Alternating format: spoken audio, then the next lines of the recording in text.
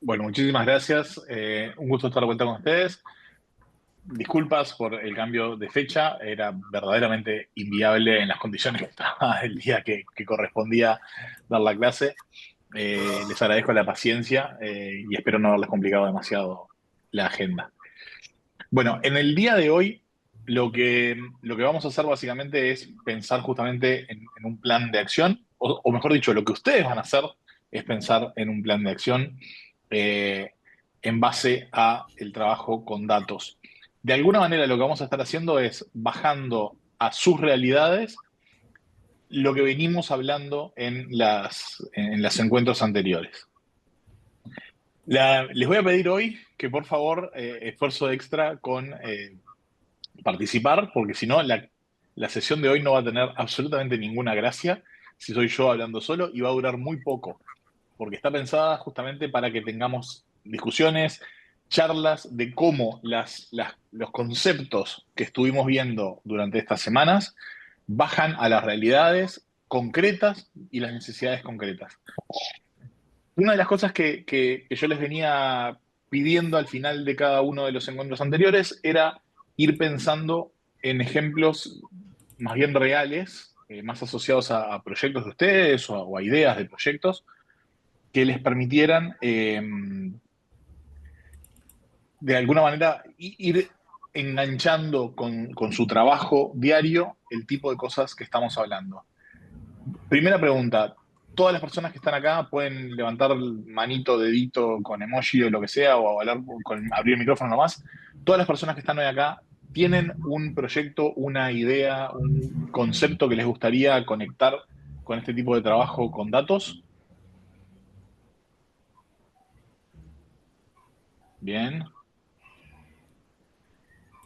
Tres, cuatro, cinco por ahí, seis. Creo que me falta la IA nomás. Ups. Bien. Creo que estamos. Perfecto. Si hay alguien que le falte, nada, sugiero tratar de elegir un tema, así sea medio amplio, porque de vuelta, la dinámica de hoy depende un poco de ese ida y vuelta. Entonces, ahora sí, no por tocar el teclado con error, sino a propósito, vamos a pensar cómo armamos un plan con las diferentes cosas que vimos en las sesiones anteriores. Las vamos a estar agrupando distinto, no vamos a estar siguiendo, digamos, las mismas diapositivas en el mismo orden. Vamos a estar agrupando los temas, tratando de pensarlo de una manera más parecida a cómo se ejecuta un proyecto. Y la idea es que discutan y problematicemos todas esas cuestiones. O sea, básicamente, una forma donde podemos encarar esto es, yo les planteo un tema y ustedes me escupen todos los problemas que les parece que tiene al momento de pensarlo en la vida real y tratamos de ir acercándonos a un plan en concreto. Vamos a estar pasando de tema en tema entre ustedes, eso es perfectamente natural y también nos sirve muchísimo justamente porque la diversidad real de los temas que tratan ustedes va a enriquecer muchísimo la discusión. Bueno, lo primero es el lienzo. ¿Recuerdan el lienzo que vimos en el encuentro pasado? Este, una de las cuestiones que hicimos más énfasis con el tema del lienzo es que es una herramienta. El lienzo no es una verdad revelada, no es la respuesta a todos sus problemas, es una herramienta de muchas que se pueden usar y me parece que es un buen primer paso para empezar a pensar cualquier proyecto de este estilo. De las personas que están acá, ¿alguien se animó la semana pasada a usar el lienzo o así sea a pensarlo por arriba con respecto a a un problema o proyecto que quisieran abordar?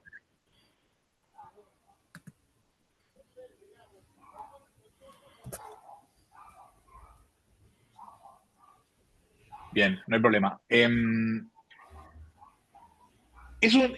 un buen ejercicio iniciar por el lienzo. ¿Se acuerdan que vimos el lienzo o el canvas de solución de problemas públicos del Gobler?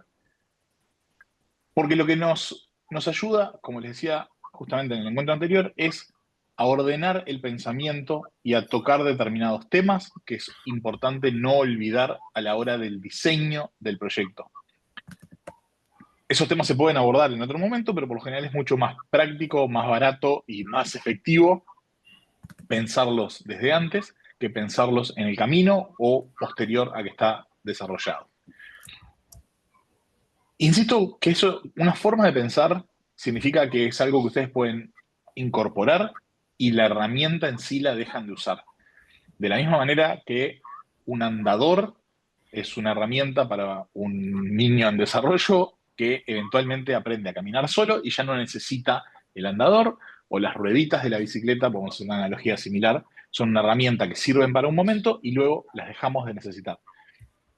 Siempre lo tenemos a mano, siempre podemos volver, siempre nos puede ser útil, quizás para trabajar con una persona que justamente no tenga necesariamente la misma estructura sobre cómo se abordan los problemas, pero es una herramienta, no tiene que convertirse en algo inamovible. Es una guía, es algo que usamos para ayudarnos. Es también una ayuda a memorias y en ese sentido me parece que también es importante para cómo abordan los problemas.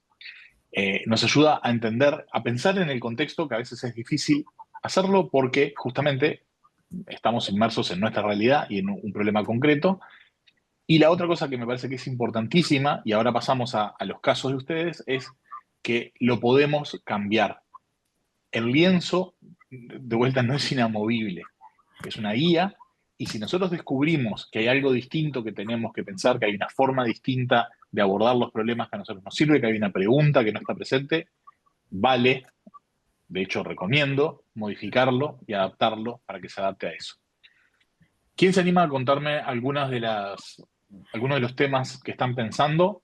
Eh, y bueno, y vemos a ver qué tan realistas son para el trabajo con un lienzo.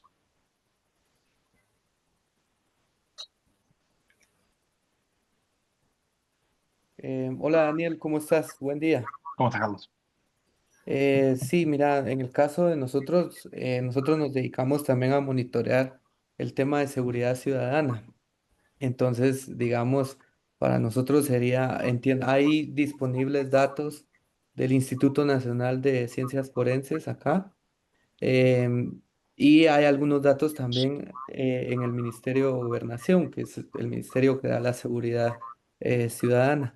Pero digamos, para nosotros es importante como tratar de usar todos estos datos para sacar mayores análisis sobre los puntos, los focos más fuertes de violencia, ¿verdad?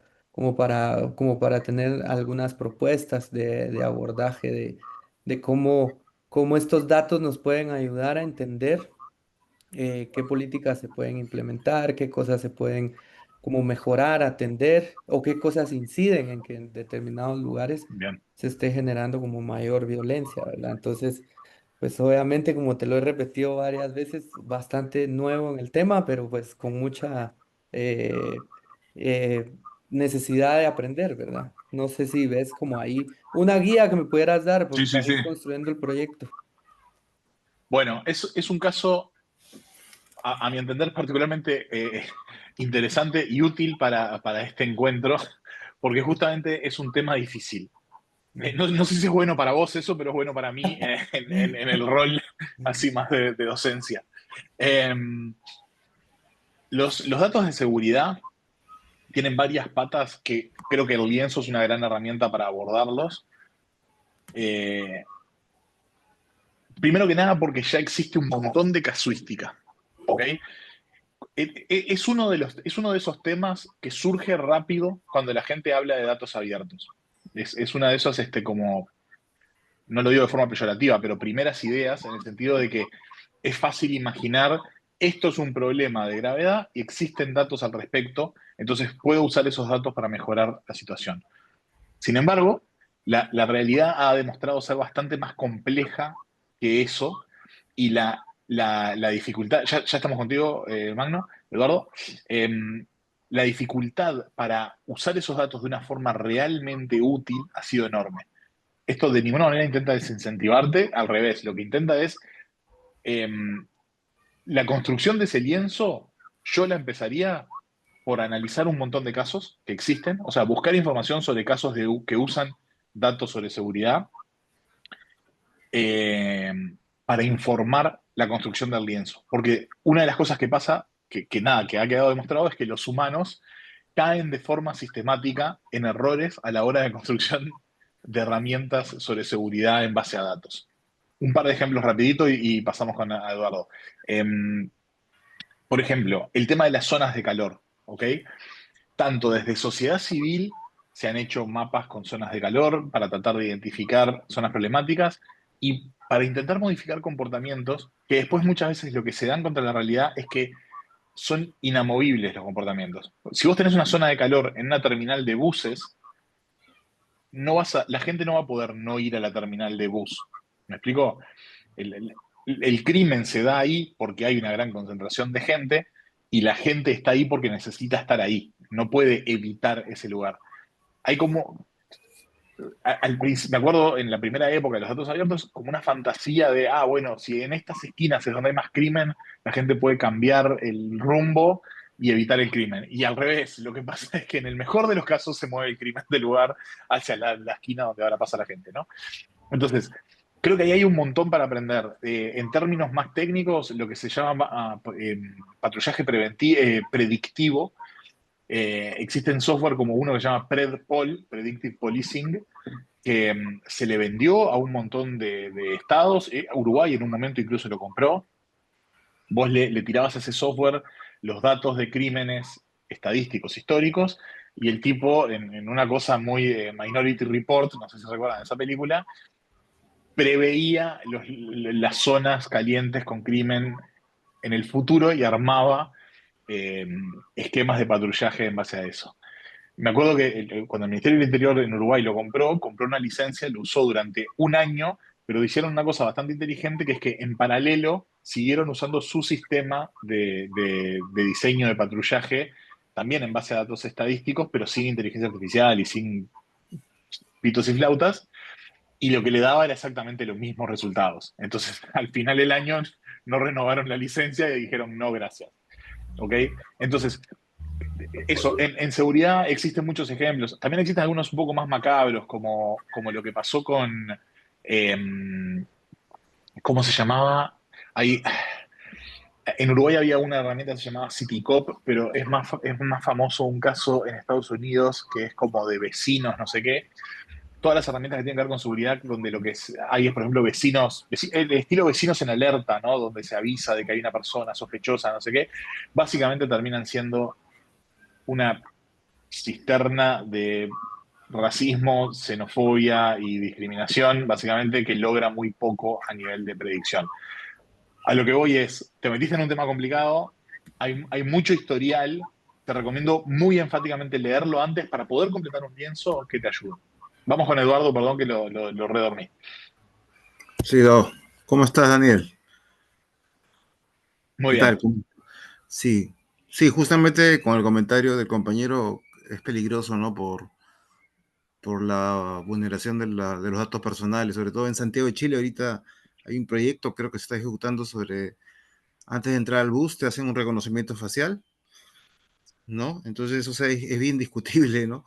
Porque obviamente Sí, no hay una gobernanza sobre los datos personales, ¿no? La supervisión, el seguimiento. Entonces, eso, eso, eso acarrea una serie de problemas. Ahora, yo, en mi caso, por ejemplo, yo veo en el transporte de Lima que hay contralores informales que recopilan datos de tiempo y brindan, por ejemplo, a las distintas unidades, a los combis, digamos, cuál es el ritmo de tiempo de que lleva la competencia, ¿no? Por ejemplo, para que se vayan adecuando. Entonces yo creo que esa data ajá, podría ser interesantemente subida a una app para poder darle un valor público y coordinada con la intendencia o la municipalidad, ¿se da cuenta? O con el organismo de seguridad para que haya mayor predictibilidad, ¿no? Y para que la gente entendido. pueda saber en qué momento viene este carro, ¿no? De la competencia A, de la competencia B, porque esa es el ingenio de los cuentapropistas, ¿no? De la cultura informal de que los choferes de las combis les dicen, ¿sabes qué? ¿Cómo voy? ¿No? ¿En cuánto tiempo está el otro que me está avanzando? ¿No? En 3 minutos. Entonces tienen todo un tablero con información valiosa e importante. Ahora, si eso se puede digitalizar y se puede Ah, obviamente abrir, digamos, a acceso a información pública, yo creo que sería útil, ¿no? Para poder optimizar, ordenar, ¿no? O sea, Data estos son sobre, cuentapropistas que le venden un servicio a los conductores de las combis. sí, que están en los paraderos, ¿viste? Qué Y le ingenioso. dices, Ok. sí, o sea, como el mercado, ¿no? Digamos, en ese Sí, sí, sentido. Claro, porque como no hay un sistema como en Suecia, digamos, ¿no? Imagínate, ¿no? sí, Que sí, tú sí. sabes de que el tren va a venir a esta hora, el tren A, B. Lo que pasa es que en Perú no tenemos un sistema de transporte lineal o un tren, ¿no? Hay varias unidades, digamos, combis, que van a varios sitios donde el tren no puede ir, obviamente, ¿no? Entonces hay bastante competencia. Entonces, se necesita gente que le brinde información a los choferes para saber cómo va la competencia y quién está yendo primero, quién está yendo después, ¿se da cuenta? Bien, Entonces es una información perfecto. muy interesante que se puede explotar de forma virtuosa, yo creo, ¿no? Haciendo una gobernanza. Bueno, ahí, a ver, yo ahí creo que el foco que le pondría a un lienzo, y perdón, y ya voy avisando que Exner vi que le levantaste la mano, seguimos contigo después. El foco que le pondría a un lienzo en ese caso, creo que la parte más útil y quizás donde vale la pena abrir en más de una pregunta algunas de las casillas o los campos a completar, es las oportunidades de alinear incentivos. Así es. Por ejemplo, para tu problema, creo que seguro lo vamos a hablar en la parte también de colaboración. Creo Ujú. que es uno de esos casos que es como, ¿se acuerdan de la película esta, Una mente brillante? La de, Sí. era Gerald Butler, no me acuerdo, que bueno, que le habla del tipo que inventó la teoría de juegos, ¿no? Ujú. Y la anécdota, un poco machista a esta altura, pero bueno, era una película de final del siglo XX, de que el tipo en un momento medio que inventa la teoría de juegos porque está con sus amigos en un bar, todos quieren conquistar a una chica y llega a la conclusión de que si todos tratan de conquistar a la más linda, todos van a fracasar menos uno, pero en cambio si se reparten tienen más chance de éxito cada uno. Bueno, esa lógica de teoría de juegos, de vuelta, más allá del ejemplo generalmente machista, eh, es lo que te puede destrabar una situación de ese estilo, porque todos los actores de esa cadena que vos contás, justamente tienen primero el interés propio y no tienen absolutamente nada que coordine un interés general. Así es. Entonces, creo que ese es el desafío más grande. Vos lo que estás proponiendo en cualquier cosa que implique recolectar datos, sobre todo cuando son datos de distintas fuentes, implica algún nivel de colaboración y creo que esa es la cadena más importante a romper. Ahí es donde yo pondría el foco en un lienzo, en entender no por qué sería bueno. Eso es como bastante obvio en el sentido de que, lógicamente, para las personas tener más predictibilidad del transporte, ya sea cuánto falta para que llegue o cuánto falta a donde el destino o lo que sea, eso es bastante obvio, es bastante claro. Los incentivos para la municipalidad son clarísimos. Pero ¿cuáles son los incentivos para las personas que participan de ese sistema? Choferes, empresas, si es que hay una empresa que agrupe choferes, estos timers humanos que se paran en los paraderos, etcétera. Creo que ahí está el desafío grande. Sí, pero yo justamente te decía, tendría que haber una coordinación, o sea, un modelo de gobernanza cooperativa, ¿no? Entre los distintos Bueno, pero actores. claro, pero ¿por qué lo harían? Ahí está el desafío. Incluso, mira, te voy con un Lo ejemplo harían leve. para poder maximizar, obviamente, su interés, pero también que tengan un impacto positivo, ¿no? Un ordenamiento también. Bueno, pero No lo bien, tienen que entender. Sí, para claro. ellos, ojo, no todos los actores ven en el ordenamiento positivo general el retorno inmediato. Ujú. Capaz que el caos es más beneficioso para ellos, o por lo menos lo entienden así. En Uruguay, una de las cosas que atrasó varios años la disponibilidad de datos en tiempo real de la posición de los ómnibus fue que el contrato inicial que puso en el sistema unidades con cobradores electrónicos, digamos, que tenían un GPS, eso estaban incorporados Ujú. desde el 2006, algo por el estilo, ¿ok? Ujú. Pero cuando la Intendencia quiso publicar los datos, se dio cuenta que en el contrato no había quedado súper claro que los datos eran de la Intendencia y lo tuvo Ujú. que negociar con las empresas. Una de las empresas tenía ya un contrato con Movistar, con la Telefónica, que tenían un servicio absolutamente inútil que no utilizaba nadie, donde mandabas un SMS, te cobraban 4 pesos uruguayos, que es como que te dijera 10 centavos de dólar, y te decían la ubicación del ómnibus. Nadie lo usaba. Esa empresa nunca hizo dinero con ese servicio porque era un servicio malísimo y carísimo, porque Ujú. no voy a pagar un dólar para saber dónde están los ómnibus, o 10 ómnibus o lo que sea. Este, Sin embargo, durante muchos años se resistieron a la generación de un servicio que claramente mejoraba, o sea, había una ganancia global que les beneficiaba, pero ellos no lo entendían así, lo veían desde un punto de vista egoísta. Entonces, ese es el tipo de barreras que es difícil superar y ahí es donde recomiendo pensar. Por más que sea muy obvio para ti, que es beneficioso para el sistema, siempre puede haber intereses puntuales que te lo rompan, y más en una cosa tan amplia como miles o cientos de conductores independientes, que ni siquiera es una decisión global, es convencer a cada uno de ellos, básicamente. Bueno, seguimos con Exner. Gracias. Buenos días, sí. Bueno, yo más que todo quería hacer una consulta. Aquí desde Honduras, un país que es de los más violentos de América Latina. Me llamó mucho la atención el tema que traía Carlos y básicamente yo solo quería hacer una consulta, puesto que somos un país que considero que también tenemos mucho atraso en lo que son datos abiertos. Es justamente cómo avanzar cuando los modelos que usted mencionaba cuentan con todos esos sesgos, todas esas, bueno, pues sí, Claro. sesgos en general. O sea, ¿cómo avanzar desde todo este atraso que existe aquí en países como este? Bueno, primero aclarar que esos sesgos existen en básicamente todos los países. Los datos de seguridad, por lo general, son de mala calidad o relativamente mala calidad en prácticamente todo el mundo, porque justamente los sistemas que los recogen responden a enormes sesgos. Me encantaría decirte una solución así cerrada, no la tengo. Lo que te puedo comentar es un poco el camino que se está recorriendo, no que se recorrió, que se está recorriendo en este momento, o sea que tampoco conozco los resultados, en Uruguay, del que estamos tratando de colaborar y participar, que tiene que ver con las siguientes cosas. Primero que nada, es muy difícil hacer cualquier cosa de ese estilo sin dos cosas que pasan en paralelo. Una separación de la sección estadística de nada, la sección que recoge los datos sobre seguridad de la policía en sí, porque una de las cosas que contamina los datos, por ejemplo, son los incentivos internos.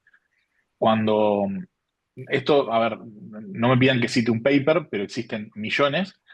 eh, Muchísimas veces las agencias de seguridad, las policías, lo que sea, ponen metas con indicadores numéricos y después esos indicadores se atan a eh, recompensas de dinero o cargos o lo que sea, evaluaciones positivas. Entonces, eso ya de pique genera un incentivo para que los datos sean de mala calidad. No necesariamente es mejorando los datos, a veces es empeorándolos. Por ejemplo, si yo solo le voy a dar presupuesto a las zonas donde hay más crimen, entonces eso genera incentivos para que una comisaría local multiplique las denuncias o aumente la gravedad de las denuncias para obtener más presupuesto en la próxima ronda. Hay abundante información en Estados Unidos, por ejemplo, de incentivos negativos con respecto a la policía, en el tema de la militarización que se le llama de la policía, donde, por ejemplo, en Estados Unidos, por lo menos en unos cuantos estados, las incautaciones que están vinculadas con drogas terminan en las arcas de la policía. O sea, si yo le incauto dinero a un narcotraficante, ese dinero refuerza el presupuesto de la policía. Entonces, muchas comisarías de Estados Unidos se han vuelto dependientes, tienen un presupuesto que ya no se banca con el presupuesto que les da el Estado, sino que depende de las incautaciones. Se podrán imaginar que a cualquier persona que agarran en la calle con bastante dinero, de alguna manera le encuentran un vínculo con el narcotráfico y ese dinero termina incautado y financiando a la policía. O sea, hay un problema de incentivos de cómo está armado. Entonces, un buen primer paso es separar el área estadística de el área que ejecuta las políticas de seguridad. En segundo lugar, hay muchas definiciones importantes sobre qué es lo que se mide. De vuelta, esto es particularmente difícil, sobre todo cuando tenés situaciones donde la seguridad está muy presente en la vida de la gente y donde también la policía o incluso cuando participa el ejército en la seguridad está muy involucrada y todo se torna una especie de conmigo contra nosotros. Este, pero la evaluación de qué es lo que se mide también me parece sumamente relevante. No sé, a modo de ejemplo, lo que se está haciendo en Uruguay en estas últimas instancias, los delitos que se venían midiendo históricamente fueron útiles durante muchos años, pero por ejemplo con la pandemia, una de las cosas que pasó es que muchas rapiñas las rapiñas empezaron a bajar, ¿ok? Y subían delitos innominados, una categoría que era otros. Eso fue difícil de explicar hasta que se acomodaron las categorías estadísticas para incluir estafa. Porque lo que pasó es que durante la pandemia, que mucha gente dejó de estar en la calle, lo que aumentó significativamente fueron las estafas telefónicas, las estafas por WhatsApp y cosas por el estilo, porque una persona que salía a la calle no tenía a quién robar, literalmente, porque no había gente en la calle, entonces se empezaron a dedicar a otras formas de crimen que, no, que implicaban trabajar desde casa, valga la ironía en este caso, ¿ok? Entonces, el, el- el diseño cuidadoso de esas cosas me parece que es importante. Y la única forma de hacerlo correctamente, por lo general, es con la participación ampliada. Ahí volvemos al tema de los grupos multiactor, que lo vamos a volver a repasar hoy, en particular de la academia y también de la sociedad civil. Es imposible hacer mediciones de seguridad sin la participación de expertos, porque la visión policial del problema de seguridad siempre va a tener un sesgo. Otra opción son, por ejemplo, las encuestas de victimización, porque de hecho ya partimos de un problema grande cuando hablamos de las denuncias, que es que solo estás midiendo lo que alguien consideró valioso de denunciar. Y entre más crimen hay, por lo general, porcentualmente menos son las denuncias que realmente se efectúan. Si yo estoy acostumbrado a que todos los días paso por la esquina y me extorsionan para sacarme de plata una pandilla o lo que sea, no voy a ir a denunciarlos todos los días y mucho menos voy a denunciarlo todos los días si sé que me tienen amenazado que si lo denuncio me revientan. Entonces, ya partir desde las denuncias en particular es un problema en sí mismo y para eso existen otras herramientas como las encuestas de victimización. Eduardo, creo que tenías un comentario. Sí, sí, Daniel. En el ejemplo que te puse yo, bueno, yo soy un privado, ¿no? Entonces yo hago ¿Qué pasó? un convenio con estos timers humanos, ¿no? Para crear una app y después se lo vendo, digamos, a los transportistas, ¿viste?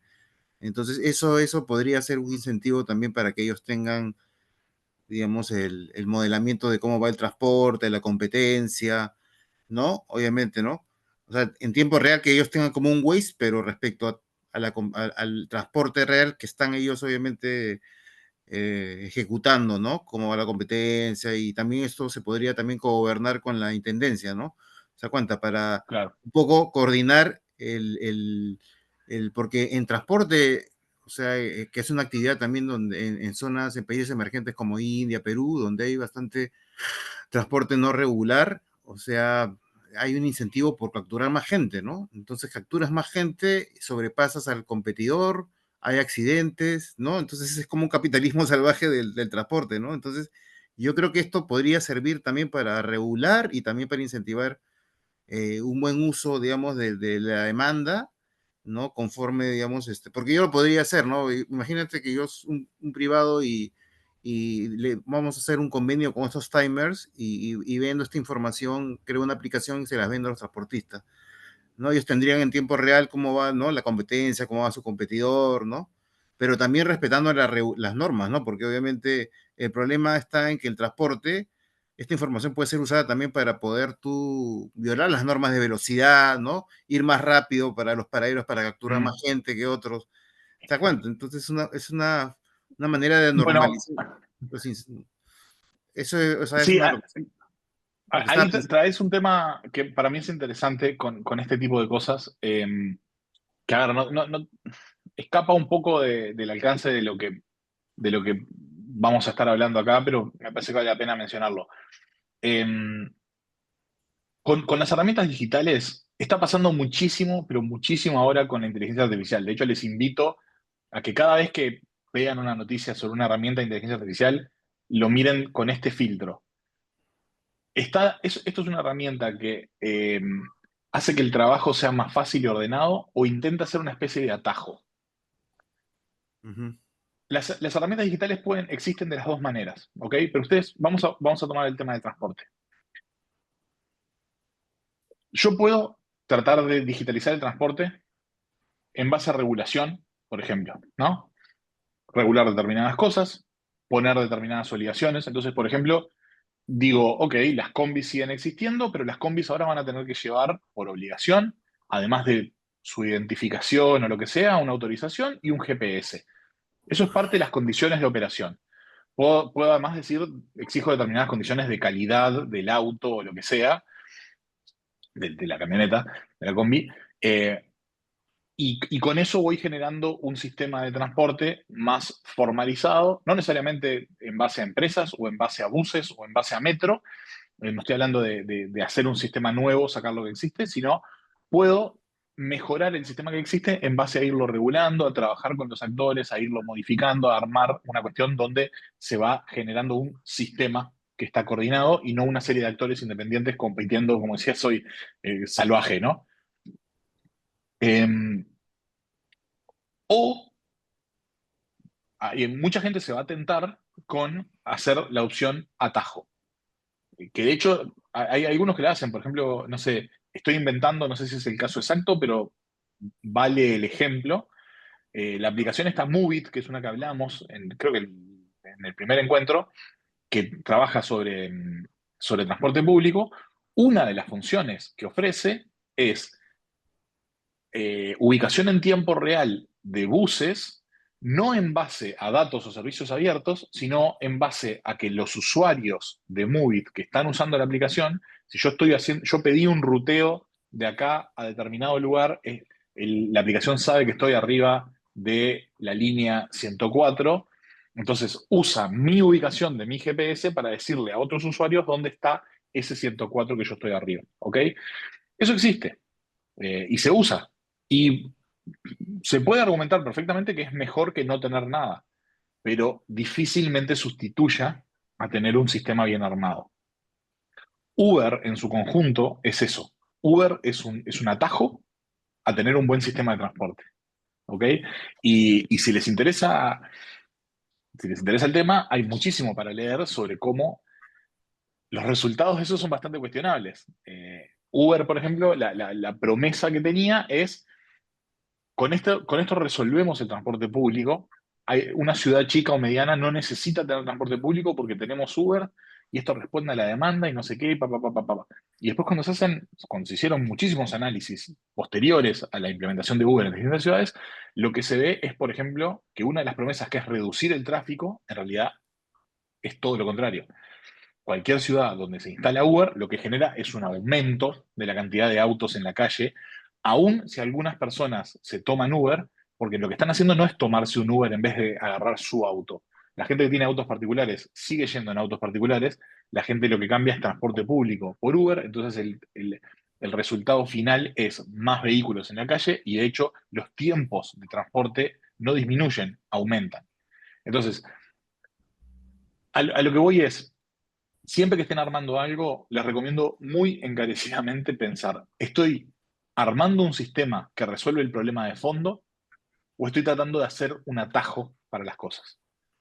Le ponía el ejemplo de la inteligencia artificial porque mucho tiene que ver con eso. Ahora, y ya engancho con el tema 2. Cuando estamos hablando de qué recursos de conocimiento abierto hay, qué información disponemos, qué datos abiertos o no abiertos, y qué información que capaz que está licenciada, aunque no sean abiertos, pero puedo usarla de alguna manera, mapas, fotos, qué información puedo incluso generar o lograr que se publique. Mucha gente hoy en día está muy tentada a decir, no necesito datos abiertos. Le pregunto a ChatGPT o lo que miércoles sea y me va a dar la respuesta directa. O le tiro a un LLM este montón de información en crudo. Por ejemplo, los PDFs. El otro día estuve en una reunión donde decían eso. Que a mí me da pánico eso. Para ingresar información financiera a un sistema de análisis, no necesitaban tenerla toda estructurada perfectamente. Con que le dieras los PDF de los balances financieros, un LLM podía ordenar esos datos. A mí me da pánico eso, honestamente, en lo personal, porque tengo altísima desconfianza sobre si efectivamente interpreta bien eso. Entonces, tirarle PDFs de balances y después hacerle preguntas es un acto de fe, básicamente. ¿Ok? Quizás la respuesta es correcta, quizás no, y no voy a tener trazabilidad de si la respuesta es correcta o no. No tengo forma, porque es una caja negra adentro de lo que está pasando. Se puede mejorar esto, hay formas de ponerle reglas de negocio, parámetros. Sí, ok, todo lo que quieras.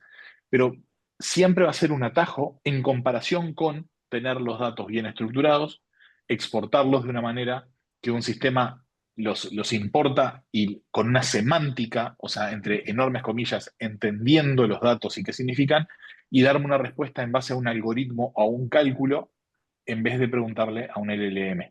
¿Ok? Hay un lugar para los LLM, por ejemplo, convertir una pregunta verbal en un cálculo, pero que el cálculo sale de un sistema que no se equivoca, no inventa y no alucina, como se le dice a los LLM. Este, a lo que voy es muy diferente generar una herramienta que sistematiza y construye infraestructura hacia atrás versus tratar de tener un atajo y poner una tecnología que me ahorra, entre comillas, hacerlo del medio. Les invito a mirar todos los casos que quieran de esos saltos mágicos donde ya no es necesario hacer tal cosa porque ahora tenemos esa tecnología y van a ver que a la larga no existen recetas mágicas para eso. Los atajos te pueden resolver un temita puntual por un tiempo o mejorar una situación puntualmente, pero por lo general no resuelven de fondo los problemas. Bueno, Sí, sí no, estoy. no, no, sin irnos demasiado, porque estamos en la diapositiva 2 de 7 y ya vamos casi una hora. Eh, ¿Algún otro caso que quieran contar donde esté más vinculado a los recursos de conocimiento? Datos, a conseguir fuentes de información, pedidos de acceso. ¿Alguien más se anima? Sería ideal si participamos todos, todas el día de hoy, así por lo menos tengo una noción de qué proyectos están pensando y les ayudo con los planes.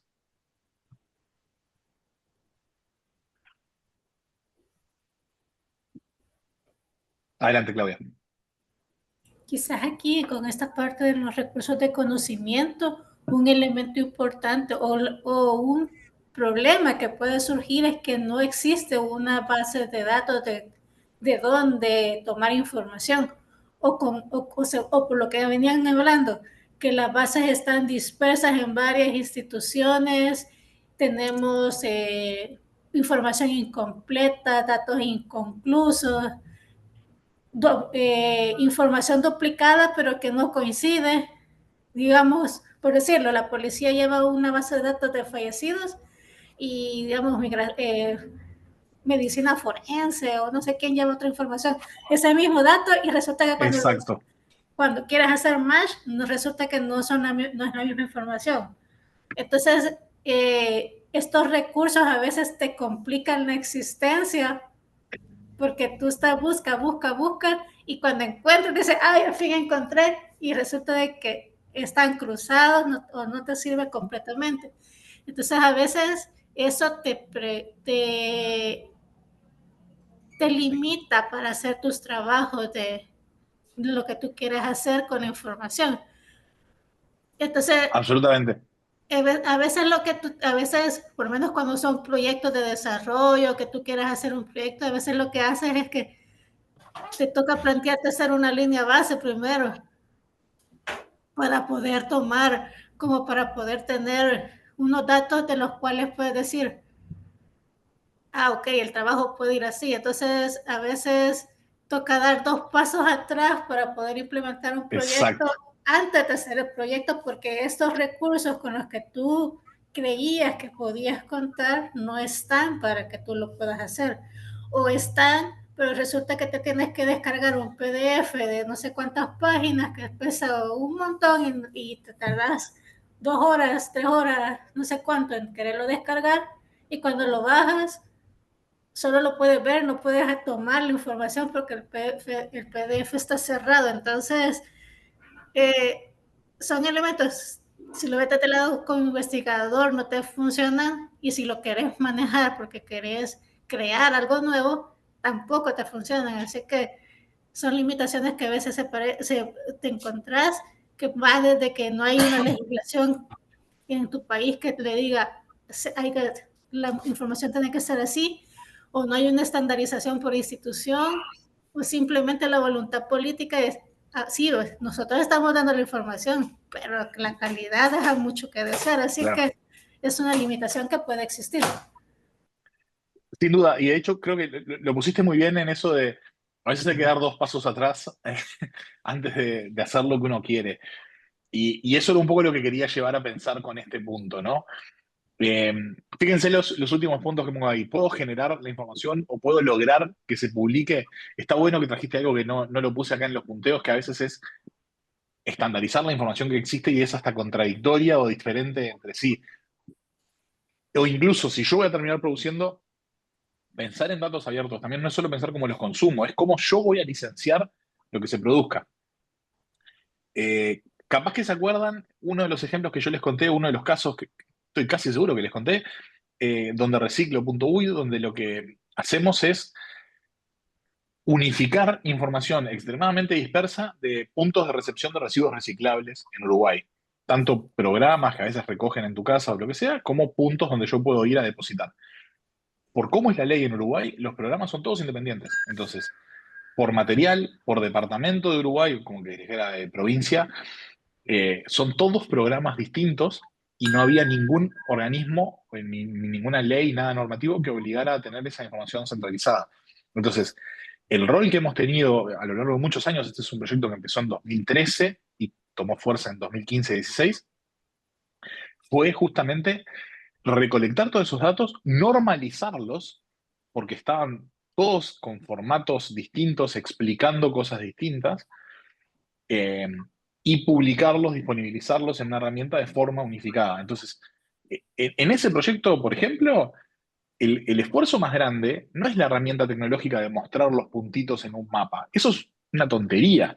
El Claro. esfuerzo grande fue la sistematización de esos datos y generar un estándar.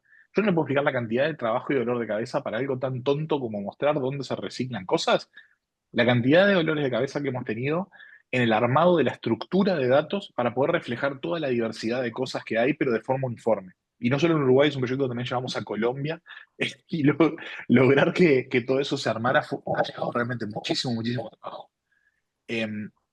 Después quería traer también dos ejemplos que me parece que están súper interesantes sobre ese tipo de problemáticas. Un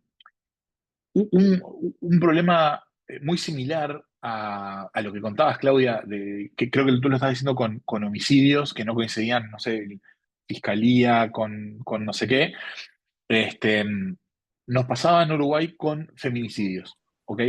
Eh, Teníamos, o sea, no existía, de hecho, cuando se empezó un proyecto, no nuestro, un proyecto independiente, que se llamaba Feminicidios Uruguay, no existía la categorización, la tipificación del feminicidio, e incluso después cuando existió una tipificación legal del feminicidio, eso es algo que solo existía a nivel de la justicia cuando se le tipificaba el delito a alguien. Pero, por ejemplo, si una persona cometía un asesinato o suicidio, en realidad no se le juzgaba a esa persona porque estaba muerta, entonces ese feminicidio en las estadísticas, por más que claramente existió, nunca iba a figurar como feminicidio, figuraba como homicidio. Entonces, un proyecto que fue impulsado por Hilda, no me acuerdo exactamente en qué año, debe haber sido alrededor de 2017, 18, por ahí, o un poco después, eh, lo que hizo fue juntar, justamente, querían tener mejores datos abiertos sobre los feminicidios en Uruguay, pero el paso uno no fue publicar datos o abrir datos. El paso uno fue ir para atrás y tratar de establecer un acuerdo entre sociedad civil, Ministerio del Interior, o sea, la policía, la fiscalía y no me acuerdo qué otros actores, sobre qué significa un feminicidio. Llevó un montón de trabajo, se imaginarán, pero justamente al final llegaron a algo donde, ok, una cosa es un feminicidio estadístico para decir se cometieron tantos feminicidios en Uruguay en tal mes, otra cosa que pueden calificar determinadas cosas en la visión de la policía y calificar determinadas otras en la visión de la fiscalía o lo que sea. El Ministerio del Interior, de hecho, empezó a tener un conteo, a separar el concepto de feminicidio del concepto de homicidio, o sea, por más que algo la acusación sea de homicidio, igual se podía calificar como feminicidio para poder tener las estadísticas correctamente. Y para que se hagan una idea, ese proceso que les digo arrancó, creo que fue en 2018, 2019, ha seguido trabajando en la publicación de estadísticas y en la mejora de ese proceso hasta el día de hoy. O sea, hoy hay un compromiso del Ministerio del Interior en el sexto Plan de Acción de Gobierno Abierto que está publicando Uruguay a fin de mes, donde se sigue trabajando sobre eso. Lo digo en el sentido de que son temas que llevan mucho trabajo. Se publicaron hace bastante los primeros datos, pero se sigue trabajando sobre eso. Pero vuelvo acá a esa idea de cuánto más importante es a veces trabajar para hacia atrás en el sentido de generar la infraestructura que permita que esos datos existan, lo que tú decías, Claudia, versus trabajar por atajos o tratar de ir hacia adelante. Yo agarro estos datos y hago unas interpretaciones mágicas y te digo que hay tantos feminicidios. Los datos son una porquería, yo hago un esfuerzo enorme para mostrarlos de una manera coherente. Eso significa que el año que viene, cuando tenga las estadísticas de 2025, otra vez voy a tener que hacer ese esfuerzo inconmensurable para volver a procesarlos y volverlos a algo coherente. Y al otro, exactamente. Trash es una palabra muy educada para lo que se suele usar en estos términos, pero efectivamente, si tenemos malos datos a la entrada, vamos a tener malos datos a la salida y vamos a tener que hacer un montón de esfuerzo todos los años, de acá hasta el fin de los tiempos, para poder mostrar lo que queremos. Mientras que los esfuerzos que parecen inconmensurables e infinitos de ir hacia atrás y generar sistemas son enormes durante 1, 2, 3, lo que sea años, pero eso es un esfuerzo que va bajando y que tiende a cero. Eventualmente los sistemas automáticamente publican todo en la calidad que lo necesitamos. Eduardo, creo que levantaste la mano en algún momento para comentar algo. Sí, yo tuve una experiencia cuando yo trabajé acá en la Fiscalía de Perú, eh, cuando estos conceptos jurídicos, ¿no? Indeterminados los tipos, ¿no? Que es un Sí, feminicidio. La policía tenía, si no hay un acuerdo conceptual en multiactor, la policía tenía una data que se caratulaba primero como homicidio. Después en la acusación se convertía de feminicidio. El Ministerio del Interior tenía otra data. Entonces había un desorden porque la data no estaba claro. estructurada, no estaba curada. Entonces habría que, como tú dices, ¿no? Digamos, la parte de hacer todo el diagrama de causa raíz, hacer toda la estructuración de datos es lo más importante porque, y ese problema también con la nube, ¿no? Con los GPTs, ¿no? Que metes una información y la nube tiene una serie de data de la dark web, ¿no? Del data sucia que no te garantiza nada, como tú dijiste. Entonces, este es un trabajo bien, bien pesado, ¿no? ¿No? Para curar la data, Sí, que sea de calidad, auditable, consistente, una gobernanza de data que es un Prius, ¿no? Para poder hacer un trabajo. sí, yo igual insisto con justamente, simplificando groseramente, no pongan el esfuerzo en limpiar datos, pongan el esfuerzo en mejorar sistemas. Siempre que se Ujú. pueda, siempre que tengas la opción de que le dedico 2 horas a mejorar un sistema o 1 hora a limpiar datos, es muchísimo más económico 2 horas, o sea, es mucho más rendidor 2 horas a mejorar un sistema. Y estoy exagerando con el 2-1. Si le tienen que dedicar 100 horas a mejorar un sistema versus 1 hora a limpiar datos, probablemente siga siendo una ecuación ganadora de dedicarle 100 horas a mejorar el sistema. Porque a la larga van a ser mucho más de 100 veces la limpieza de datos. Y uso esto justamente para conectar con el punto 3 que es los temas de gobierno abierto. Por supuesto, ya venimos hablando de cosas por el estilo, pero la colaboración entre distintas entidades, incluyendo gobierno, pero recuerden que el concepto de gobierno abierto va más allá del gobierno solo, ¿con quién puedo trabajar? ¿Qué procesos participativos abiertos? ¿Qué alianzas puedo tejer? ¿Quién más quiere resolver este problema? Y una pregunta que se va a repetir en el próximo punto, ¿quién sabe más que yo de este tema para trabajar? Creo que el ejemplo que traía Claudia está muy orientado en ese sentido. Sí, a ver, existen situaciones donde no hay posibilidades de colaboración, Eso es real. Hay gobiernos que incluso publicando datos no tienen voluntad de colaboración, trabajo o nada, ningún tipo de vínculo con sociedad civil, por ejemplo, pero siempre que tenga esa opción puedo hacerlo mejor. E incluso cuando no existe desde el gobierno, existen a veces oportunidades de trabajo, por lo menos entre organizaciones. Si somos 5 organizaciones que estamos trabajando sobre el tema de homicidios, violencia, seguridad o feminicidios, y por lo menos nuestros datos logramos que sean coherentes entre nosotras y no estamos publicando cosas contradictorias entre sí, eso va a ser mucho mejor para el trabajo en general que un trabajo por separado. Y muy probablemente también estemos repitiendo parte del esfuerzo. De vuelta, si hay 10 organizaciones que están trabajando sobre datos de violencia, seguramente las 10 están haciendo el mismo proceso de obtener los datos, de limpiarlos, de procesarlos, de publicarlos. Entonces, la capacidad de ahorro, de eficiencia, digamos, ahí es gigantesca. ¿Algún otro proyecto de la gente que no ha hablado hasta ahora en particular que tenga que ver con esta parte de participación, de colaboración, de armar redes, procesos participativos, que quiera compartir un poco en qué están pensando?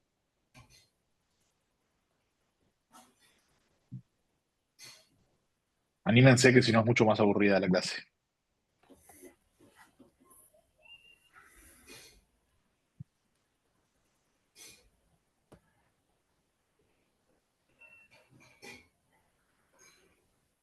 ¿No? Bueno, vamos con la próxima diapo.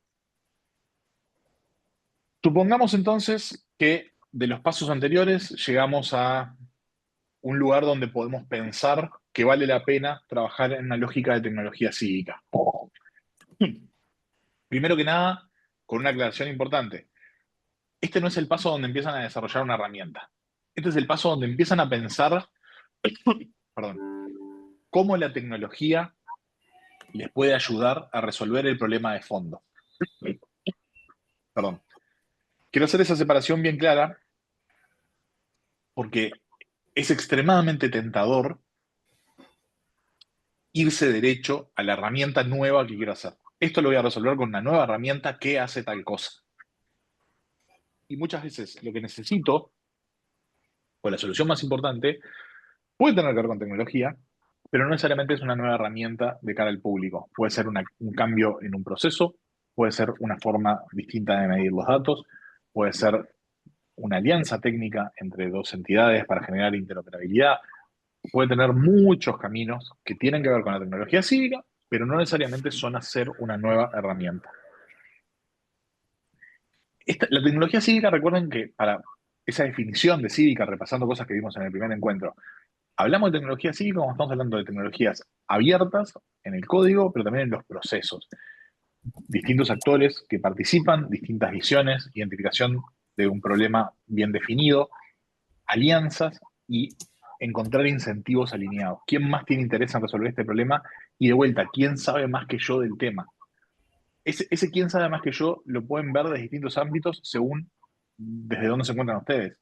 Si están hablando, no sé, desde mi lugar, por ejemplo, que somos una organización de sociedad civil que trabaja en temas de tecnología cívica, bueno, ¿quién sabe más del tema seguridad, educación, salud? Porque mi conocimiento es técnico sobre cómo generar herramientas que tengan buena usabilidad, que tengan respaldo técnico, pero no necesariamente soy experto en educación o salud o lo que sea.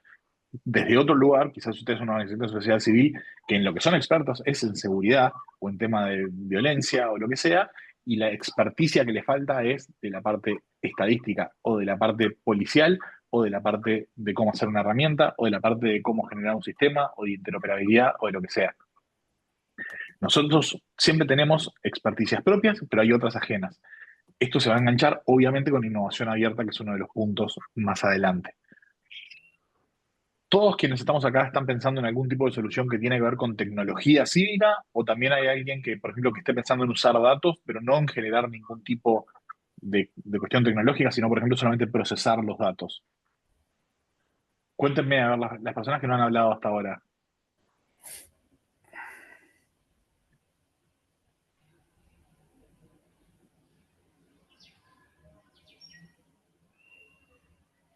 Anímense a contar, no me obliguen a empezar a nombrar nombre por nombre y pedirles que participen, que es más incómodo para todos.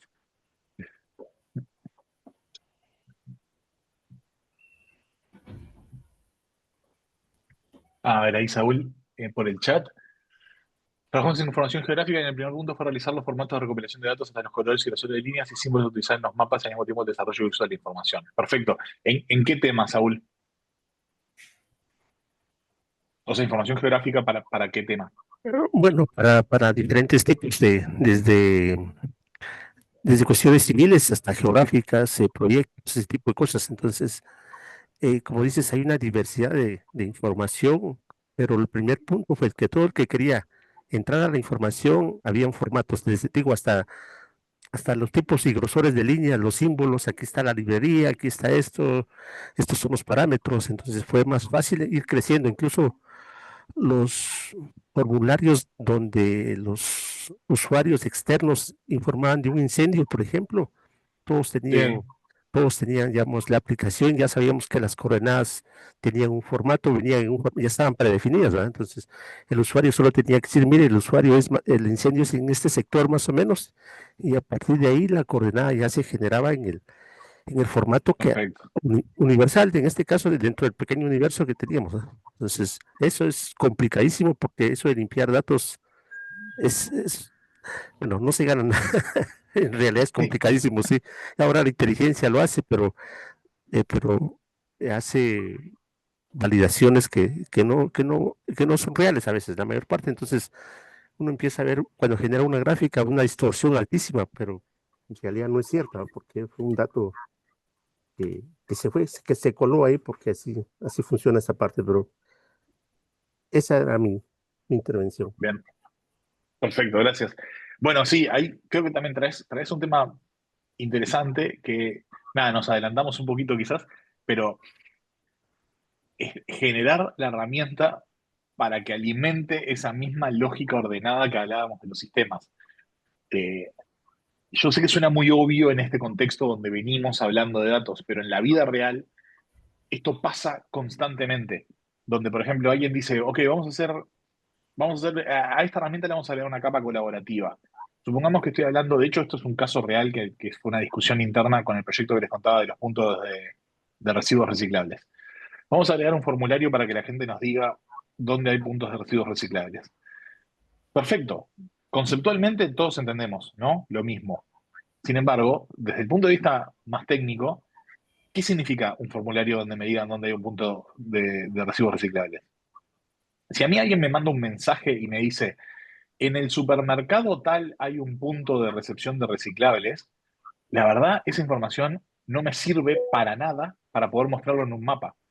Yo para poder mostrarlo en un mapa, supongamos, seamos optimistas, que yo sé cuál es el supermercado cuál al que hace referencia, supongamos que puedo obtener las coordenadas para poder mostrar ese punto en un mapa. Ya dos asunciones que no van a ser correctas o ciertas en todos los casos.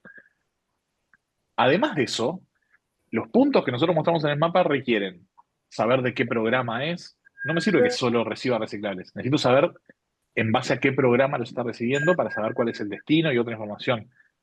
Perdón, Eduardo, te silencio que está entrando ruido de fondo. Cualquier cosa después desactivas. Eh, necesito saber cuál es el residuo principal que recibo, porque en base a eso yo le voy a marcar un color. Necesito saber un montón de otra información de metadatos que si yo convierto en un formulario en todas esas preguntas por separado, lo que pasa es que a un usuario normal le va a dejar de interesar colaborar con el sistema. Porque una cosa es, voy, saco una foto, colaboro. Otra cosa es, tengo que rellenar un formulario con 20 campos para poder mandar una información. Entonces, hay veces que esa determinación de cómo se manda la información, qué tipo de estructura tiene que tener para ser útil, es lo que hace si algo puede ser colaborativo o no. En la mayoría de los casos lo que terminamos buscando, que me imagino que será el caso de ustedes, Saúl, es una especie de punto intermedio. Por ejemplo, el muy buen ejemplo que dabas con las coordenadas. Yo necesito las coordenadas en el formato WGS84, entonces lo puedo poner como un campo para completar. 90% de las personas no van a saber cómo llenar ese campo. En cambio, si pongo un mapita donde alguien hace clic en el mapa, después yo convierto ese punto en el formato que quiera y siempre me va a quedar ordenado. Eh, Hay datos que quizás los pido siempre porque son cruciales y hay otros que quizás tolero que yo le ponga el trabajo después de limpieza arriba porque me parece que es una barrera muy alta para los usuarios. Eso me parece que también está muy bueno pensarlo. Sí, adelante, Saúl. Sí, gracias. Y aparte es, como te decías, no un formulario de 20 campos. Sí, ahí se vuelve aburrido. Pero digamos, un formulario de información de un incendio en potenciar o iniciando, pues tiene 3, 4 campos máximo, ¿verdad?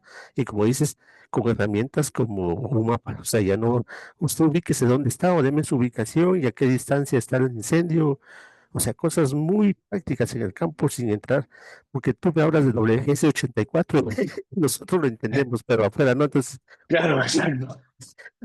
aprendiendo de lo que hace WhatsApp con las ubicaciones, mándeme su ubicación, mándeme esto, o sea, utilizando esas herramientas ya es más práctico, entonces pero sí, como dices, haciendo seccionada la información para los diferentes campos, pero eso va a ir alimentando una base completa, como dices, el mapita, ya sabemos que cada vez que lo descargue, yo ya le indiqué al formulario que me lo descargue en un tipo de coordenadas establecido.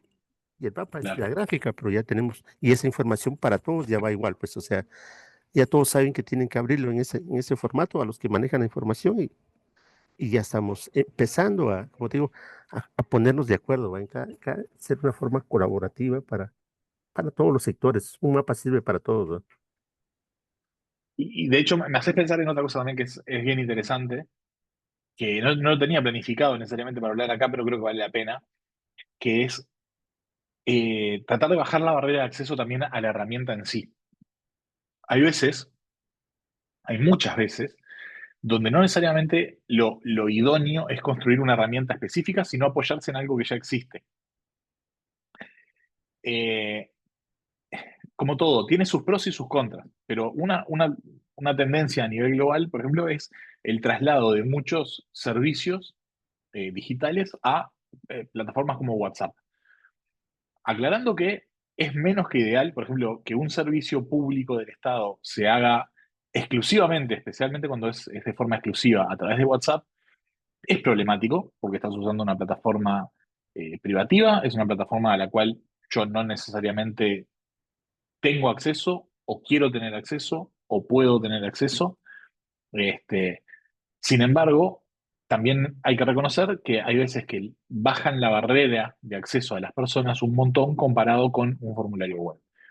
Eh, en un montón de países el uso de WhatsApp está mucho más extendido que el uso de Internet en general. O sea, un porcentaje de la población más alto sabe usar WhatsApp de los que saben navegar por Internet.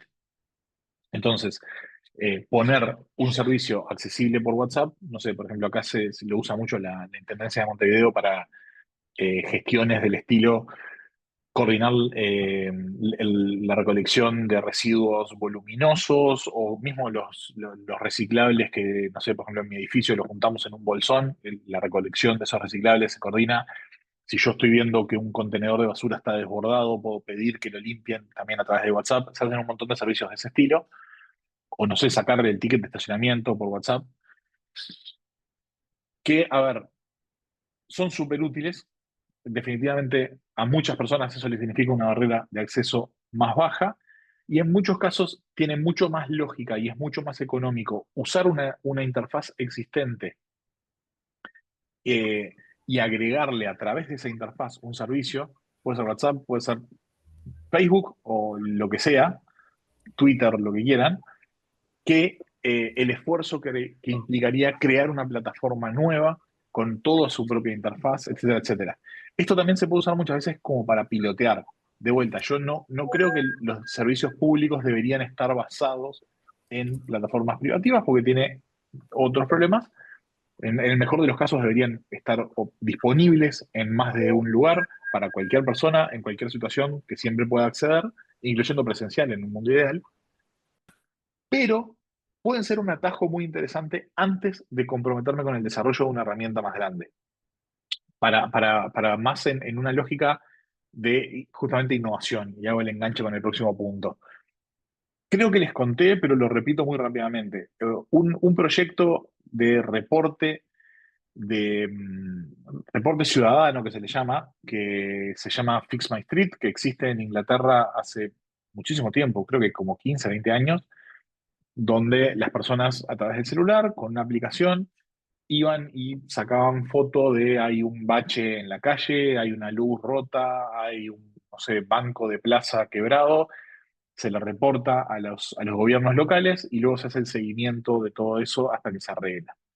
Yo creo que fue uno de los casos que vimos, les conté que lo implementamos en Montevideo y les conté que de hecho dejó de tener sentido en Montevideo porque la Intendencia adoptó todas esas prácticas dentro de sus propios sistemas. Ese mismo proyecto, en un momento, esta organización inglesa que se llama iSociety lo llevó, si no me falla la memoria, a Indonesia o Filipinas, perdón, no me acuerdo bien. Un lugar donde, por lo menos en aquella época, estamos hablando alrededor del 2010, eh, la penetración de celulares era muy alta, pero la penetración de Internet era bastante más baja, ¿ok? Entonces, ¿cuál fue la solución que hicieron? Lo vieron desde un punto de vista técnico y lo que hicieron fue hacer la plataforma en Internet y generar una interfaz donde uno le podía enviar un mensaje por SMS dentro de determinado formato. ¿Se acuerdan como cuando votabas en los programas de televisión que decía voto, nombre de la persona que votás o lo que sea, que vos tenés que seguir un formato específico para que la acción funcione, como si fuera un código? Armaron todo un sistema, o sea, estuvieron meses desarrollando, invirtieron mucho dinero en generar un sistema para que la gente pudiera reportar lo mismo que por internet por SMS. Y básicamente fracasaron. O sea, muy poca gente hizo reportes, muy pocos de esos reportes venían en el formato correcto y efectivamente se ingresaban en el sistema. Lo que se dieron cuenta a posteriori es que lo que tendrían que haber hecho es comprar un celular, pagarle a una persona muchísimo menos de lo que habían gastado en programar todo ese sistema y que esa persona lo que hiciera fuera recibir SMS redactados de cualquier manera por humanos e ingresarlos manualmente a la plataforma. Haber hecho eso les hubiese costado muchísimo menos dinero que todo lo que desarrollaron y hubiese sido más efectivo a la hora de ingresar los reclamos.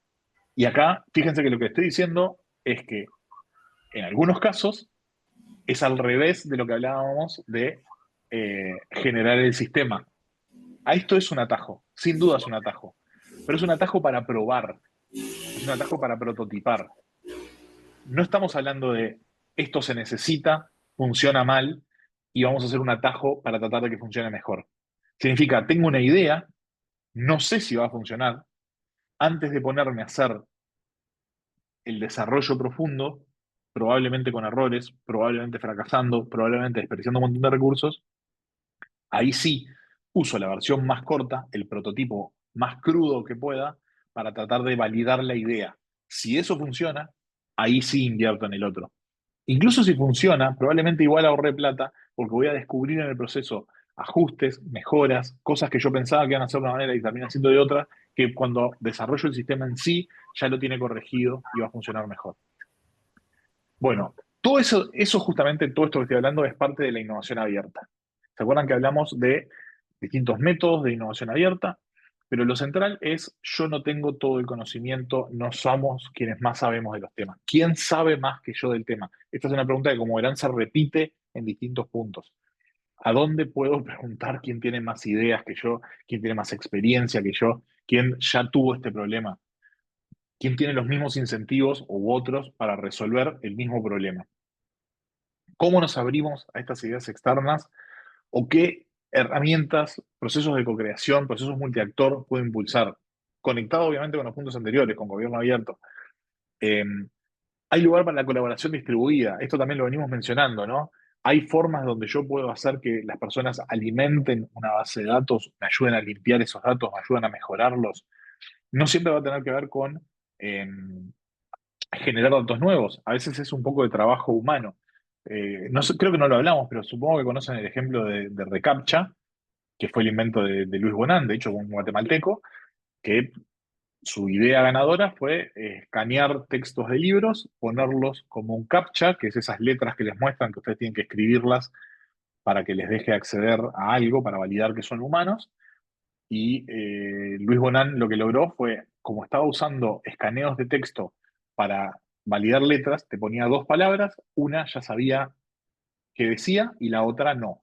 Entonces, lo que estaba validando era solo con la palabra que ya sabía lo que decía. La otra, vos lo que estabas haciendo era trabajar para reCAPTCHA, convirtiendo imágenes en textos tipeados. O sea, todos estábamos trabajando como digitadores de texto de forma distribuida e involuntaria. ¿Ok? Eh, Fue una idea revolucionaria que le hizo millonario a Luis Bonan, la compró Google y después la siguió aplicando en otras cosas. Por ejemplo, hoy lo que hacen muchas veces es elegir entre fotos y decir cuáles son escaleras, cuáles son motos, cuáles son ómnibus, dónde están los números de puerta. ¿Ustedes saben, por ejemplo, qué es lo que están haciendo cuando eligen fotos en un reCAPTCHA?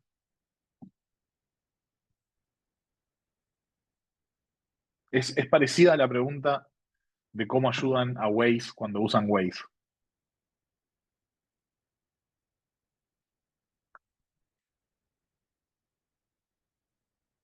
¿Se les ocurre? Si no saben, quieren adivinar. Alimentando los datos, tal vez. Pero ¿cuáles? Sí, confirmando los tipos de fotos, los objetos, pero ¿para qué? ¿Qué es lo que le importa a Google ahora de ese tipo de imágenes de calle en particular?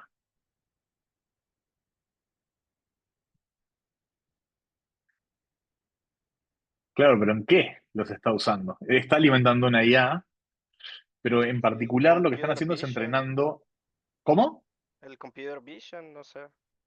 Exacto, sí, de Computer Vision, pero bien concreto, lo que están haciendo es ayudando a entrenar autos autónomos. Ese es el punto central hoy en día de los entrenamientos que está haciendo Google a través de reCAPTCHA, es ayudando a los sistemas de IA a entender el entorno a su alrededor con muchos fines, pero uno de los principales en este momento es los autos autónomos.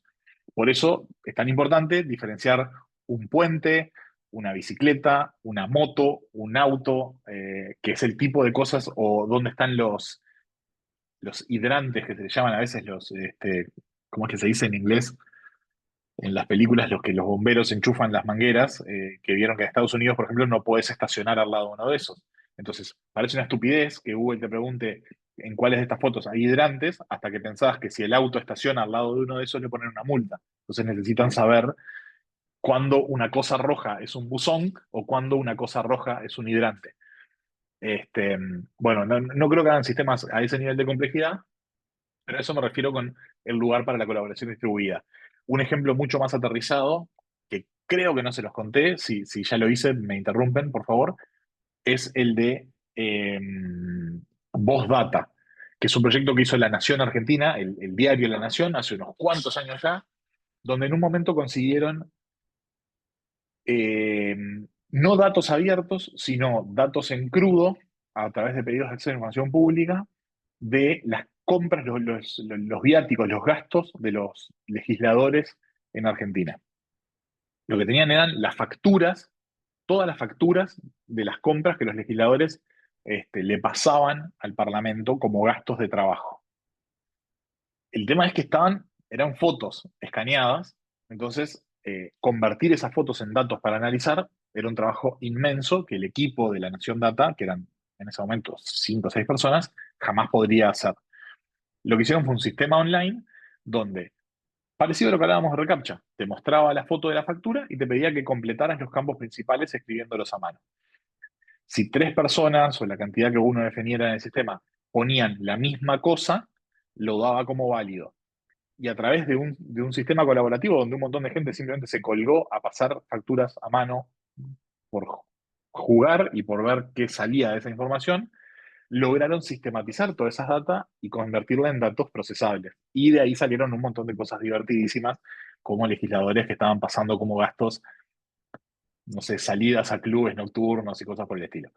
Eh, pero me parece que es otro buen ejemplo también de colaboración distribuida. Sí, como viáticos, exactamente. Viáticos de cosas que realmente no calificaban mucho como viáticos. Ah, mirá, no sabía la de Brasil. Bueno, reconectando un poco con cosas que hablábamos al principio. Siempre que podamos, más allá de desarrollar cosas nuevas, ¿qué podemos usar de la infraestructura que existe o qué podemos impulsar que se construya y que quede como infraestructura? Muchas veces existe un sistema o servicio donde esos datos ya viven y la pregunta correcta para hacernos es, ¿hay forma de abrir o acceder a esos datos? ¿Ok? No reinventar la rueda, no obtener los datos una vez y el año que viene tener el mismo problema, sino poner el esfuerzo de vuelta en sistematizar en el sentido de que eso se pueda abrir. Si no, capaz que existe una herramienta que nos permita recolectar o generar los datos que necesito. Acá ya no estoy hablando de una herramienta que esté construida, por ejemplo, dentro del gobierno, sino una herramienta de código abierto que yo puedo reutilizar para mi caso y acortar la mitad del camino. Eso también tiene que ver con innovación abierta. No tengo por qué reinventar la rueda, no tengo por qué generar herramientas nuevas si las cosas ya existen. Está absolutamente repleto de herramientas en todo el mundo para hacer distintas cosas. Por ejemplo, en transporte público, el BID, el Banco Interamericano de Desarrollo, tiene un programa que se llama Código para el Desarrollo o Code for Development, donde justamente lo que hacen es mapear herramientas que pueden ser usadas como infraestructura pública digital, herramientas de código abierto que se usan en distintas partes del mundo y que los gobiernos pueden adoptar y utilizar acortando un montón de camino. No todas van a aplicar para todos los casos, por supuesto, pero sí existen un montón que nos pueden servir muchísimo. Quiero hacer análisis de fotos de satélite para ver, eh, no sé, metros construidos en los padrones. Existe una herramienta, estoy inventando, pero estoy seguro que existe para hacerlo. Quiero hacer estimaciones sobre datos de transporte colectivo. Existe una herramienta, código abierto, que puedo reutilizar y no tengo por qué reinventar la rueda. Eh, También si yo voy a crear infraestructura para mi proyecto, pensarla lo más amplio posible para cómo los demás la pueden usar.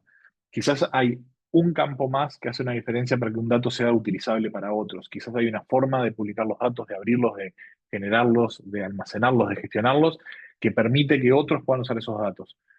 Y también, si voy a lograr que mi herramienta genere infraestructura digital pública, ¿cómo lo sostengo en el tiempo? Que no es una pregunta exclusivamente económica. ¿Cuáles son los incentivos? ¿Quiénes son las personas interesadas? ¿Cómo conecto con esto para que tenga un valor? ¿Cómo hago que la gente se entere y lo use para que ese valor después pese a la hora de que alguien decida aportar para el sostenimiento de esa herramienta en el futuro? Hay un montón de margen dentro de lo que es infraestructura digital pública para pensar en forma sistemática. Y volvemos a lo mismo, los esfuerzos puestos en generar sistemas y no en atajos de corto plazo. Esto, ¿hay algún proyecto o hay algo que les haga reflexionar sobre esto a nivel de sus ideas, sus proyectos? ¿Qué les interesaría impulsar a nivel de infraestructura pública digital? ¿Qué les parece que falta? ¿Qué les gustaría lograr? O sea, por ejemplo, un proyecto de ustedes que sirva como infraestructura para otros. Cuéntenme un poco por ahí.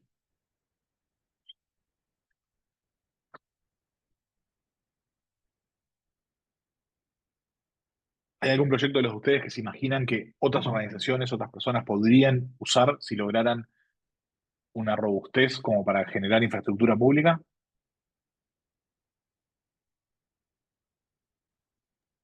En mi caso, yo creo, Daniel, de que hay como mucha oportunidad para temas de auditoría social, por ejemplo. Todos los portales que ya poseen como alguna información, por ejemplo, acá en el caso de Guatemala, de las contrataciones que hace el Estado, pero que digamos se quedan cortos a veces en ver los números finales. Digamos, tenés acceso a información que te indica cuándo se empezó a ejecutar algún proyecto, por ejemplo, cuánto van ejecutando, pero digamos, en la realidad los avances son nulos y a veces ni siquiera se dan, ¿verdad? Entonces, no sé si esto también podría ser como un cruce de datos con algún observatorio ciudadano también de fiscalización. No sé si crees que por ahí vamos entendiendo un poco la idea de cómo se podría generar mayor cultura de rendición de cuentas. Sí, me parece que eso es un buen ejemplo. A ver, si por ejemplo Si ustedes están pensando en concentrarse en el punto de la auditoría social, por ejemplo, monitoreo de obras, ¿no? Que es más o menos lo que entiendo que estabas diciendo. Yo me puedo concentrar en cómo evalúo el avance de la obra desde afuera, y uno de los datos que sin duda puedo tomar, y después lo puedo tomar de forma automatizada, de sistemas que entiendo que están bastante funcionales y abiertos, por lo menos en el caso de Guatemala, que son las contrataciones vinculadas a esa obra, y de hecho puedes disparar automáticamente alertas. Por ejemplo, una obra que, más allá de que se usen criterios distintos, eh, quizás a nivel de ejecución presupuestal puede estar en el 50%, eso no significa que la obra esté en el 50% pronta, porque una cosa es la ejecución presupuestal, donde quizás hay un montón de tareas que son previas, desde la preparación del terreno, la contratación de arquitectos, diseño, acopio de materiales. Hay millones de razones por las cuales una ejecución presupuestal que esté al 50% no es contradictoria con una obra que esté ejecutada en un 10, 20% incluso, ¿ok? Pero les permite a ustedes al menos tener parámetros para hacer cosas como disparar alarmas. No puede estar una obra, perdón, un presupuesto ejecutado en un 50% y el avance de obra en cero. Quizás eso es algo para empezar a preocuparse. Este, Sí, o exacto, bueno, justo así es como pasa, ¿verdad? De que ves los números ya bien altos, pero cuando ves el nivel de avance en la obra concreta, no hay. Y pero también pasa por entender la fase de planificación, de análisis y todo. Entonces, también te vas como nutriendo de lo que implica hacer una obra exacto. gris, ¿verdad? Bueno, ese tipo de complejidades está buenísimo que lo traigas. Es uno, vamos a llamarlo así, es uno de los límites que tienen este tipo de herramientas y sistemas. Es, es muy fácil pensar en abstracto cosas como el avance de una obra. ¿Qué tan avanzada está esa obra? Esa pregunta que parece fácil puede ser infinitamente compleja. O sea, una obra es distinto el avance de la obra civil, del avance, por ejemplo, de alguna infraestructura que tenga. Un hospital puede estar el edificio terminado, pero después la compra de los insumos o la contratación del personal puede hacer que un edificio que está terminado al 100% sea 0% útil. ¿Me explico? Eh, Difícilmente una herramienta resuelva de forma cabal ese tipo de problemas. ¿Ok? Por ejemplo, esa dicotomía entre la ejecución presupuestal y el avance de obra. No va a existir una herramienta mágica que pueda decir si la ejecución presupuestal está en tanto, esto otro debería estar en tanto, porque los casos son extremadamente distintos. Eh, hay obras cuyo avance es muy fuerte al inicio. Por ejemplo, si ustedes están construyendo un edificio, los edificios crecen hacia arriba rapidísimo y después parece que se quedan quietos porque en realidad entra la parte de terminaciones interiores que demora muchísimo más que levantar paredes. Hay otras obras que es al revés. Al principio se ve poca actividad y en el final pasa todo lo importante.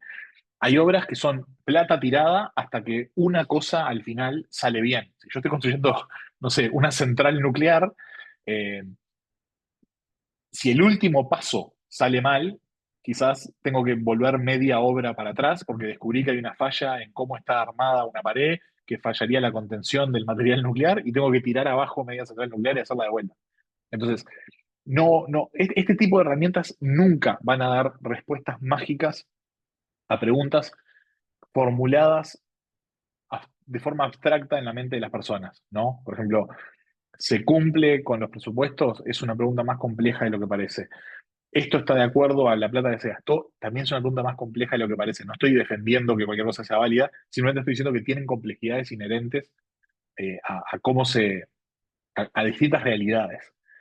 El monitoreo de obras, no sé, de escuelas es distinto al monitoreo de obras civiles o viales o cosas por el estilo. Siempre va a haber ese tipo de dicotomías. Y también otro tema que me parece que es importante y que tiene que ver con la estandarización y que no creo que lo podamos resolver, digamos, de un día para el otro, es que estemos hablando de lo mismo. Esto creo que sí lo mencionamos en alguno de los encuentros.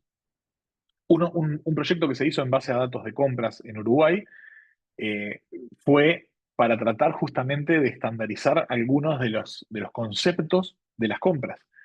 Si yo les digo cuánto cuesta una silla en promedio para el Estado uruguayo, eso es algo que, mal que bien, yo puedo obtener datos de compras públicas, probablemente tenga que hacer un poco de limpieza manual, porque las cosas no están itemizadas perfectamente. A veces la compra es de 1.000 sillas, a veces es por unidad, a veces es otra cosa, a veces incluso puede estar agrupado. Capaz estoy comprando un escritorio con silla y tengo que hacer un prorrateo de cuánto vale la silla dentro de ese precio o lo que sea.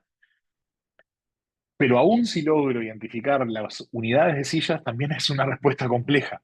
No sale lo mismo una silla de oficina que una silla de sala de espera.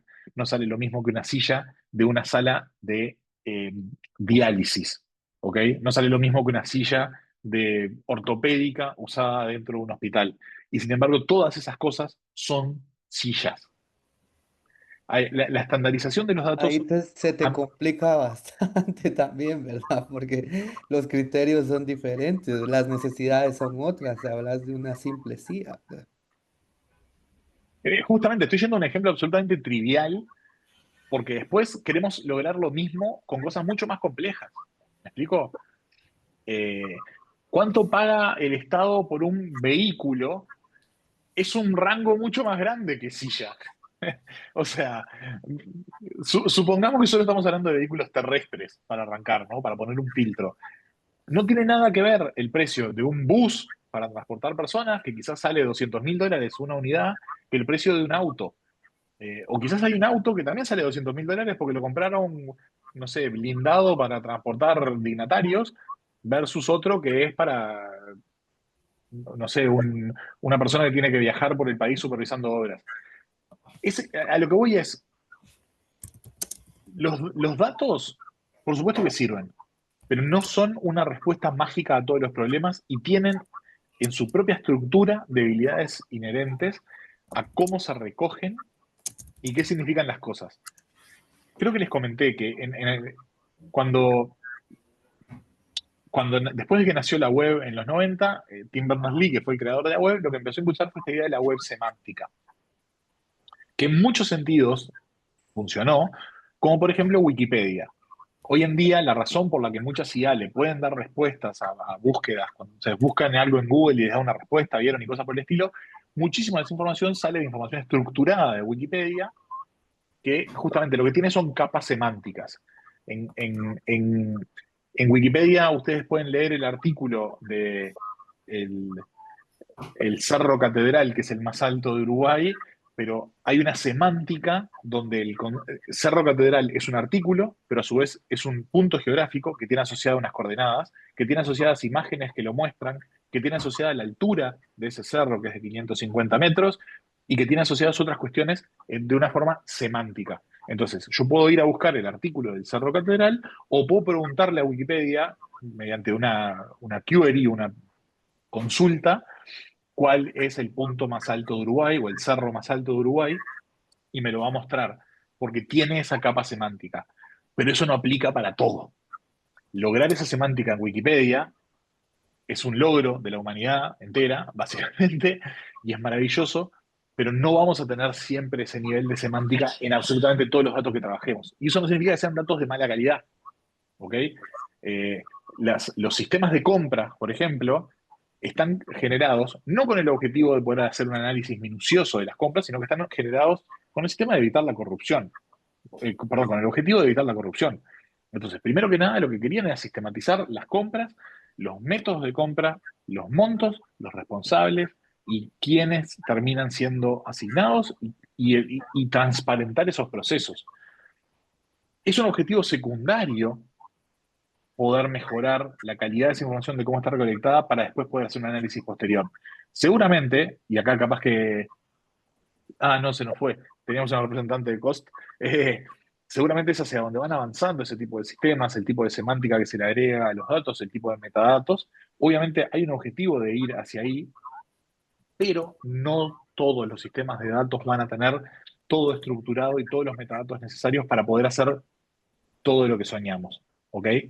Eso me parece que también es es bien importante. Bueno, y vamos a la última, que es hablar de creación de herramientas. Recién en este punto, y muy intencionalmente, es que quiero que pensemos en hacer algo nuevo. Ya pensamos en si existen los datos, en cómo los podemos procesar, en qué infraestructura existe, en qué alternativas tenemos, qué colaboraciones. Solamente si la respuesta a todo eso, supongamos que estamos haciendo un Canvas, después de procesar todo eso, seguimos creyendo que es necesario pensar en ideas nuevas, es donde vale la pena tener ideas nuevas y hacer esfuerzos desde cero. ¿Ok? La pregunta es si es necesaria una herramienta, resolvería muchísimas frustraciones de proyectos muertos que hay en el mundo. De datos abiertos o no de datos abiertos, pero la verdad, muchísimos proyectos con un análisis concienzudo no necesitaban una herramienta nueva y parte del fracaso de los proyectos se da en que se concentran en el armado de una herramienta en vez de concentrarse en resolver el problema.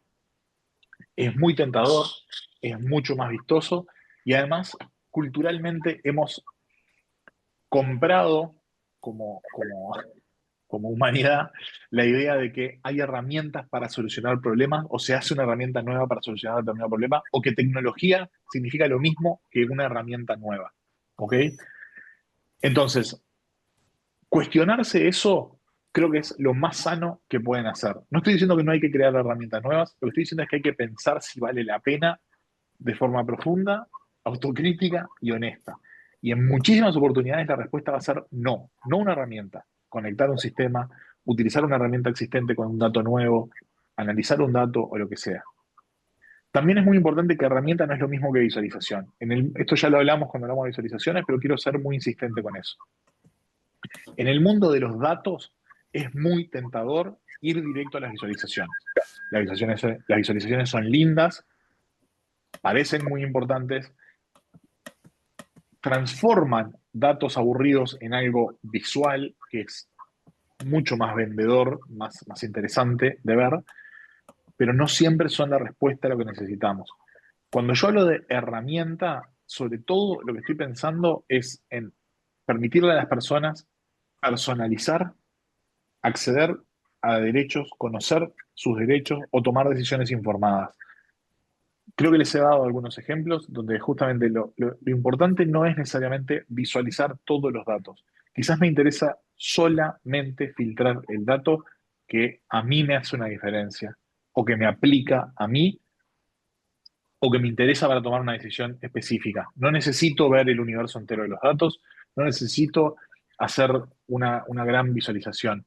Lo que necesito es que me ayudes a navegar ese universo de datos para encontrar lo que yo necesito. Eso es lo que yo entiendo como herramienta. ¿Ok? Y en otros casos sí vamos a estar hablando de visualizaciones, pero es muy importante entender por qué estoy haciendo una visualización, qué es lo que le aporta que esto sea visual en vez de una tabla o un número escrito, qué tipo de visualización estoy usando, o sea, todo esto es parte del por qué, y para qué. ¿Qué es lo que busco obtener? ¿Cuál es la respuesta que me tiene que dar esa visualización a mí, a la pregunta central de lo que sea que estoy trabajando? ¿Cuál es la visualización correcta dentro de todas las opciones que tengo? No necesariamente va a ser la más estéticamente agradable, no necesariamente va a ser la más interactiva tecnotrónica. Quizás lo que necesito es una gráfica de barras, pero es la correcta para el desafío que necesito responder. Esto vinculado con lo que hablábamos de herramientas, ¿qué aporte sustancial ofrece la posibilidad de gestionar, cruzar o filtrar los datos? Esa es la diferencia grande entre una tabla y una herramienta. En una herramienta yo puedo mirar una parte de esos datos, puedo cruzarlos con otros, puedo cruzarlo con la geolocalización del usuario, con el nombre del usuario, con el país donde está. ¿Dónde está el aporte en ese cruce de datos que al usuario le llevaría mucho trabajo obtener de forma manual? Ahí es donde vos realmente haces que los datos sean accesibles para todos. Poder bajar los datos es útil para las personas que saben procesarlos. No es realmente útil para todos. Que un dato esté abierto no significa que sea un dato que sea democrático. Una herramienta bien armada es lo que hace que ese dato sea realmente democrático, si lo que le permite es acceder justamente a la decisión informada, al acceso a derechos a través de ese filtro o lo que sea de esa gestión que hacemos con los datos. Y particularmente importante, si van a crear una herramienta, créenla con los beneficiarios y actores interesados. ¿Se acuerdan lo que hablamos de los data values? Mirar los datos exclusivamente desde un punto de vista técnico en la construcción de las herramientas es prácticamente siempre una receta para el error. Las necesidades técnicas y las necesidades reales de las personas pueden ser radicalmente diferentes y solamente en un diálogo, en el sentido literario y en el sentido metafórico, entre quienes hacen las herramientas y quienes las tienen que usar o quienes van a estar involucrados en esos procesos, es lo que puede dar los mejores resultados. Eso es algo, y de hecho ya esto lo usamos como una especie de cierre, en lo que estoy absolutamente convencido. No podemos pensar en los proyectos de datos como desafíos exclusivamente técnicos. Los proyectos de datos son, al fin y al cabo, también desafíos que están basados en humanos, personas que tienen que resolver un problema. Los datos son una herramienta para usarlo y las herramientas que creemos, ya sea una herramienta nueva o una infraestructura digital pública o una consulta a través de otra interfaz, son también herramientas para resolver problemas. Nuestro foco está en resolver el problema, no está en la herramienta, y los problemas los resolvemos para las personas. Ahí es donde tiene que estar el objetivo. Y bueno, nos quedaría sobrando un poquito de tiempo, pero hasta ahí llega un poco lo que tenía para repasar para hoy. Espero que les haya sido útil. Tenemos 15 minutos que podemos charlar tranquilamente de cualquier cosa que les parezca que tenga que ver con armar justamente estos planes para empezar a trabajar en datos, pero por ahí va un poco el espíritu.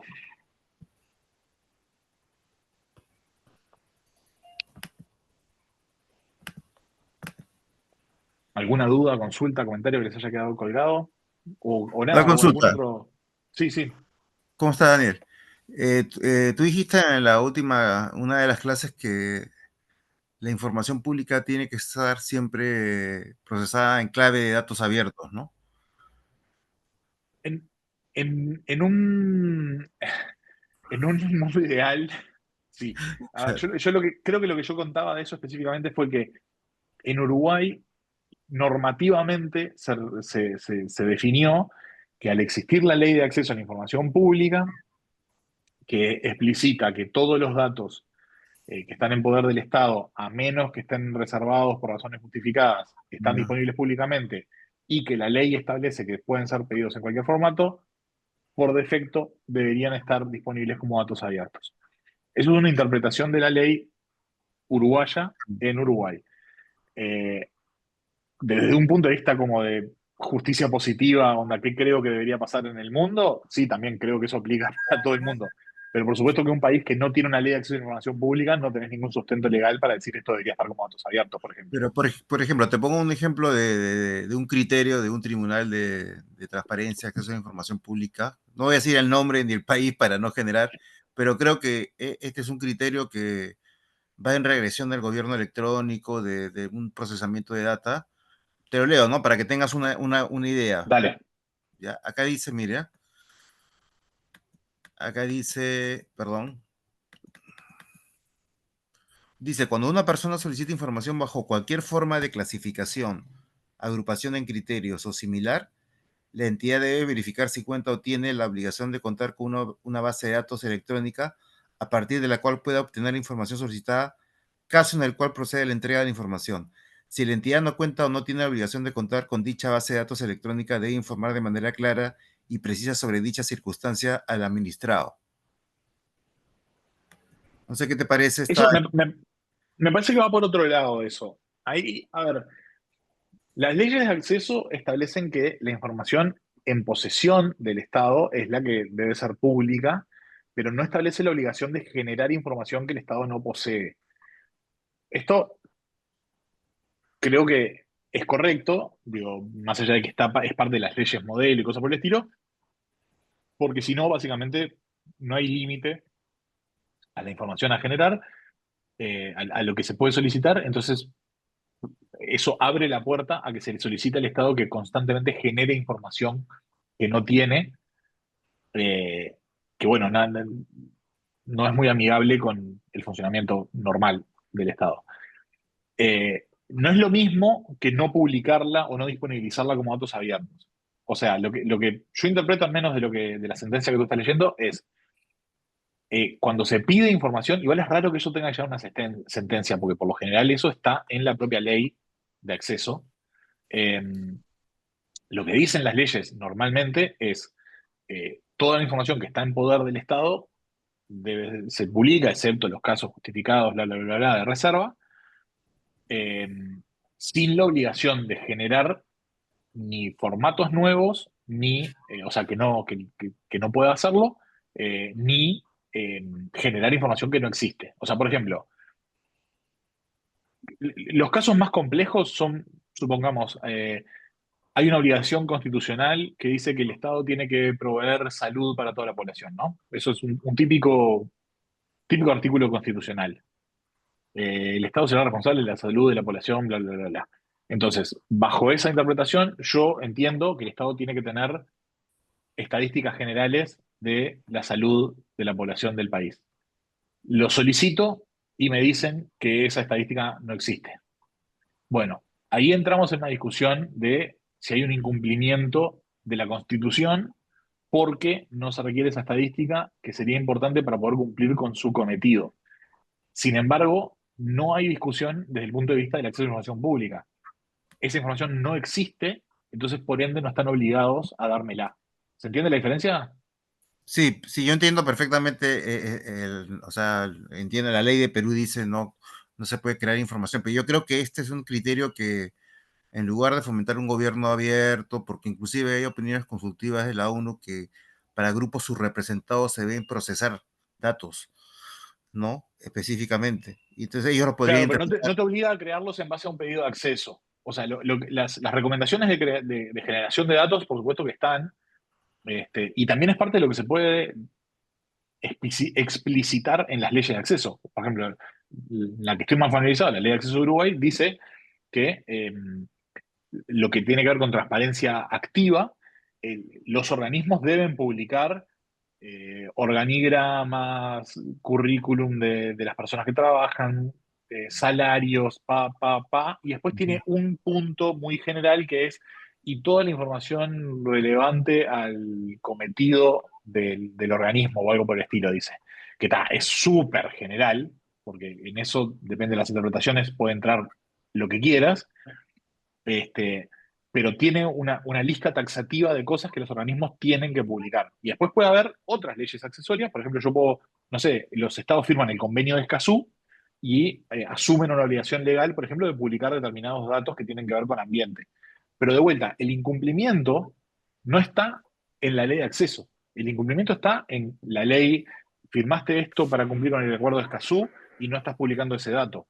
Entonces, no es que estás incumpliendo con el acceso a la información, estás incumpliendo con esa otra ley, porque no existe. Si nunca relevaron el dato, no existe.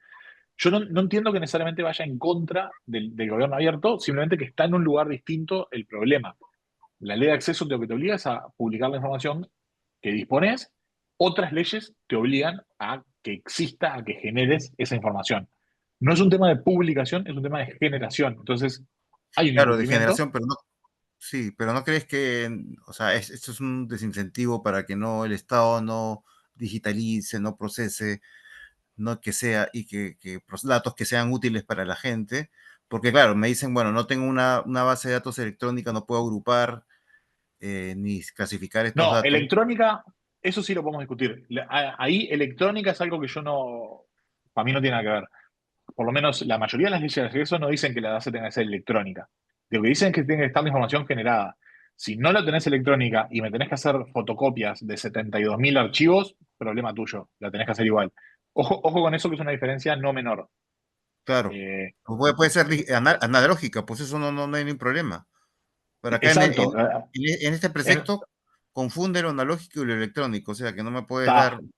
Entonces ahí está la No, trampa, eso sí ¿no? es un problema. Eso sí es un problema y eso nada, lo entiendo como un error. No conozco la ley de acceso de este país que vamos a suponer que es Perú, pero no, pero probablemente lo que diga la ley de acceso no incluye la palabra electrónico más que como una posibilidad entre varias. Las leyes de acceso no discriminan entre bases electrónicas, bases analógicas o ninguna otra tecnología anterior o posterior Correcto. en el tiempo. Lo que discrimina es la existencia del dato. Claro, el dato puede existir, pero sí, pero de repente en una lógica de datos abiertos, de optimización, o sea, el Estado no tiene tampoco en un momento facilitar el procesamiento de datos para que la gente no lo haga, obviamente, ¿no? Por alfabetización digital, por X y o razones, o sea, poner un Estado proactivo, ¿no? Que también colabore con datos que no solamente lo tenga ahí en formato, un estándar pasivo, sino que los combine, los procese y cree herramientas también, datos para que puedan ser útiles para la gente, ¿no? Es una No, facultad, el no tema es es una que, obligación. pero lo difícil son las generalizaciones en este caso. El tema es, si yo digo todos los datos tienen que estar disponibles electrónicamente, ese universo de todos los datos es infinito. ¿Me explico? Claro. Porque yo voy a la Biblioteca Nacional y le digo que tiene que estar disponible electrónicamente los registros del catálogo de la biblioteca del siglo XVIII. Y eso probablemente en el corto plazo no va a pasar. Este, y estamos hablando de América Latina, donde los países tienen 200 años. Pero imagínate si vas a Suecia, ¿ok? Y le pedís los registros del siglo XV. Entonces, hay cosas que no se van a digitalizar por un tema de prioridad. Por supuesto que es deseable que todo esté digitalizado, pero es, en términos prácticos, impráctico, para que la redundancia, y quizás en algunos casos imposible. O no sé, o países con muy bajo nivel de penetración de tecnología, donde se mantienen procesos manuales y no han logrado generar el servicio digital. Entonces, Claro, lo que pasa es que, disculpa, tienen la información, pero yo les pido una herramienta, digamos, de un cruce que sea interoperabilidad entre esta base que tienes y esta, pero no lo hacen porque dicen que no tienen obligación de crear, pero sí existe la data, ¿te das cuenta? está bien, pero no tienen obligación de crearte los cruces. Eso, de vuelta, ya estamos Eso, contigo, eso me Claudia. parece eso me parece que en el futuro se debería cambiar, yo creo, ¿no? Eh, es un poco peligroso, porque lo que vos no podés hacer es generar que los pedidos de acceso a la información, que ya hasta cierto punto deciden el uso de los recursos del Estado, porque vos estás poniendo a trabajar a gente Ujú. dentro del Estado, vos no podés decidir la creación de un sistema que cruce dos cosas, porque no somos las personas elegidas por el voto para tomar ese tipo de decisiones. ¿Me explico? Es, es, es peligroso. Entiendo perfectamente la parte positiva, de buena voluntad de eso, pero el rol del administrador y del administrado son dos roles distintos. Entonces vos no podés decidir cómo se usan los recursos públicos en base a un pedido de acceso. Hay que generar este sistema porque yo pedí esta información. Se complica ahí. Y eso, por supuesto, tiene un montón de usos nefastos. Por más que vos lo estás pensando desde un punto de vista positivo, también tiene un montón de posibles problemas. Claudia, adelante. Sí, aquí es un tema complicado, primero porque tenés una parte que es la normativa que regula en tu país los datos y generalmente las leyes de acceso a información pública te dicen el Ministerio de Justicia publica tal información, el otro te informa tal o te dice esta información es la que se va a publicar y ya lo dice taxativamente qué es lo que tiene que publicar. Pero por otro lado, las instituciones públicas como parte de su quehacer a veces tiene más información o genera más información adicional a la que le dice taxativamente la ley de acceso a información pública que debe publicar. Eso por un lado. O por otro lado, a veces la ley, cuando se implementaron las leyes de acceso a información pública, había instituciones que no tenían una información que pedía la ley de acceso a información pública y tuvieron que generarla. Exacto. Y entonces se dio o se ha dado el problema de que esa generación de información ha causado en las instituciones públicas un sobrecarga de trabajo en alguna instancia de esa institución. Eso por ese lado. Y por el otro lado, creo que también ahí es donde es importante los archivos de las instituciones, porque cuando decimos digitalizar se ve bien bonito, pero cuando vemos los archivos de nuestras instituciones, vemos que son todo menos un archivo.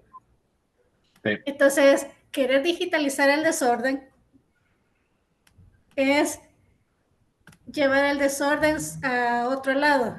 Es como que queramos barrer la casa y escondemos todo debajo de debajo de la alfombra. Entonces, acceso a información pública está rodeado por varios elementos alrededor. Llevan la normativa, lo que se llama el principio de legalidad de las instituciones públicas, esto de los archivos, la voluntad política, las capacidades de las mismas instituciones también. Así que Sí. Es un tema con el que podemos seguir hablando, y es muy enriquecedor ese punto, porque por eso es importante que como organizaciones, como ciudadanos, como los que estamos aquí, desde nuestra trinchera vayamos como viendo cómo fortalecemos, y a veces no tenemos que fortalecer todo de una vez, sino que pasito a pasito ir organizando para que este proceso se vea fortalecido y se vaya creciendo y generando desde varios.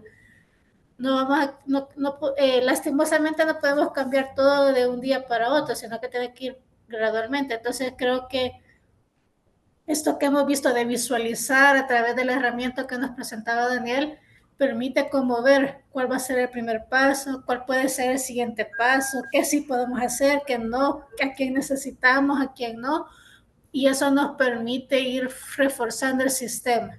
Entonces, a veces la buena voluntad existe, pero no se tienen los recursos de las instituciones para hacerlo.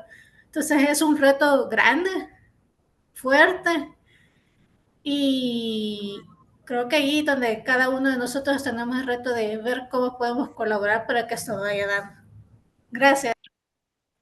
Totalmente, gracias Claudia. Yo creo que se los resumo así y para que tratar de ser consistente con lo que vengo diciendo. Creo que desafíos puntuales va a haber siempre, desde distintos lugares, desde distintas realidades, en base a los datos que se necesitan y los que se pueden, y las realidades presupuestales, las realidades de tiempo, de prioridades, de rumbos políticos y cosas por el estilo. Lo que sí me parece que no nos podemos permitir, y si se quedan con una cosa sobre este tema, quédense con esto, es, no nos podemos permitir avanzar en un sentido que no profundice la apertura.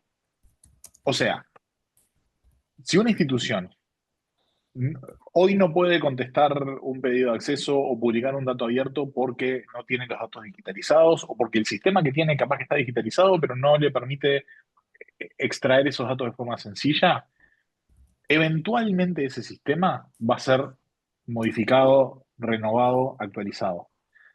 Si en ese momento no se genera un sistema, no se transforma hacia atrás, como les decía, no se genera infraestructura digital pública que permita resolver eso y se vuelve a crear algo que no resuelve la parte de transparencia, ahí es donde tenemos un problema grave.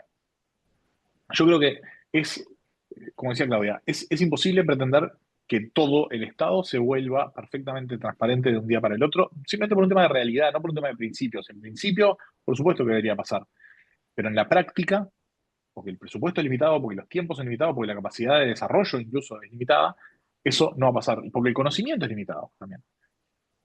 Lo, lo, el problema está en si no estamos empujando siempre para ese lado. Todos los pasos que demos tienen que ser pasos en esa dirección, en la dirección de generar sistemas más robustos, pero a su vez más abiertos. Esto es lo que se llama apertura o transparencia por diseño. No puedo comprar un sistema nuevo y que ese sistema no me resuelva las deficiencias o los desafíos que tengo a nivel de publicación de datos, de interoperabilidad, de generar infraestructura digital pública. Eso me parece que es el punto central.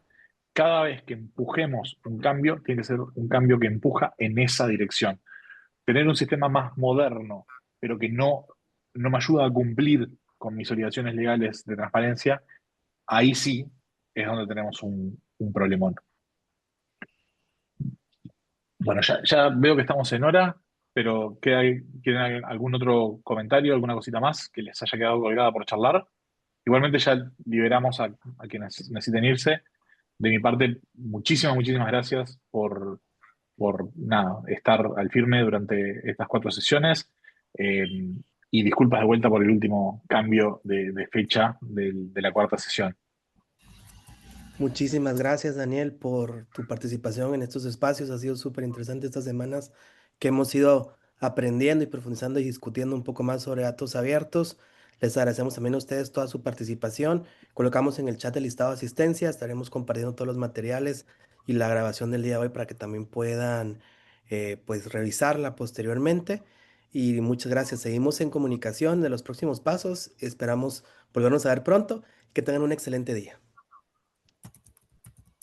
Muchas gracias.